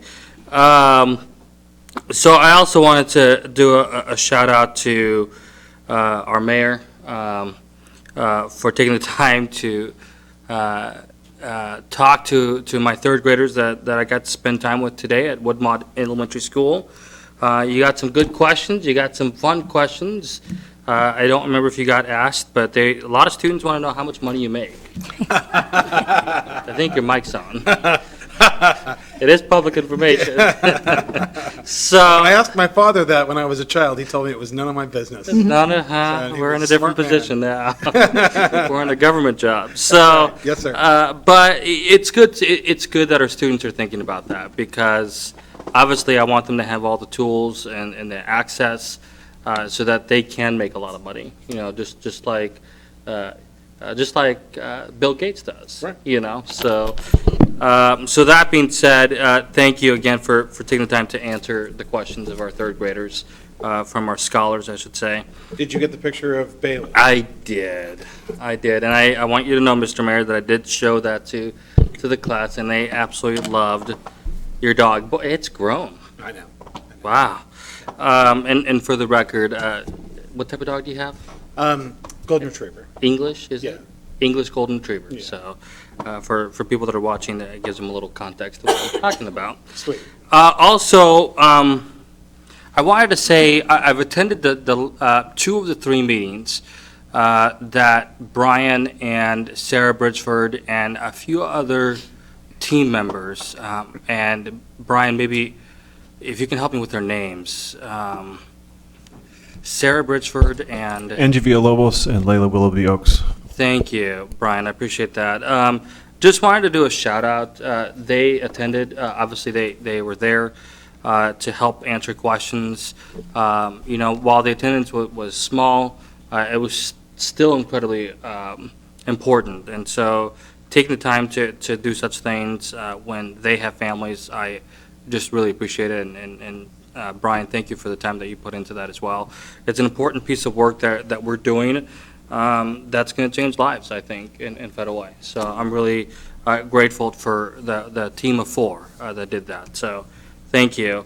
Also, well, gosh, Mr. Mayor, I think you're going to be a little bit shocked. And to my colleague to my left, she's going to be a bit shocked. But I think that's my report.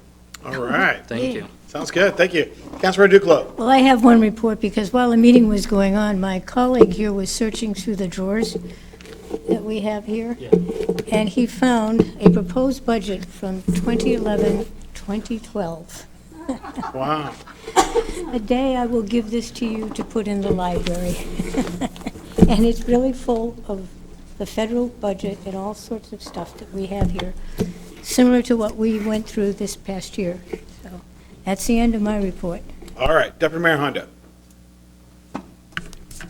I want to remind people of this Super Supper, which is 5:30 to 8 on Friday at Christian Faith Center. And the money goes to the Federal Way Caregivers, which is a really important group here at Federal Way. They help a lot of people who need help with rent, gas, food, that kind of stuff. I would like to thank the Federal Way Junior ROTC and the Federal Way Key Club for helping at the Taste of Federal Way on Saturday. They showed up at 8 o'clock in the morning and were there until after 3 o'clock. And for teenagers to give up pretty much their whole Saturday is pretty amazing. So thank you. We had over 30 students there helping. I'd like to encourage people to go to our City Council Facebook page, because you'll see a lot of information there that it's hard to get information out to people. We obviously heard that over and over tonight, that people want to find out what's going on in the city and what we're doing. The Facebook page is there to help people with that. I know not very many people, not as many people as we'd like are on Facebook. So, you know, of course, we're looking for other ways to get the word out, but the Facebook page does have information. And homecoming games this week are happening, so be wary. Drive carefully on Saturdays when they're out there going to their dances and stuff. Friday is Decatur, and Thursday is Federal Way High School, and I'll be in the concession stand with that. And on last Friday, I had the opportunity to go to Mirror Lake Elementary for a terrific kids assembly. And our Kiwanis Club supports Mirror Lake with terrific kids assemblies once a month. And I have to say that the little kids, especially the kindergartners through the second graders, were so excited. And that school is pretty amazing. There's a lot of diversity in that school. and 2 children from every class were honored. And to see their parents there and their teachers excited for them to be recognized for doing good things in their class is always very exciting. This is Domestic Violence Month, and the Domestic Violence Task Force here in Federal Way will be having an event the 3rd week in October. It'll be, I believe it's on Wednesday, and all of council will be invited, so I hope that you will all be able to give up some time and attend. It's pretty important that we understand domestic violence and how it affects our community. I know the mayor understands very well, as that was his job for 19 years. So the task force has worked really hard to create this event. You will be getting an invitation very soon. So thank you very much. Thank you, Deputy Mayor. Great meeting, everyone. Thank you so much. With that, we are adjourned.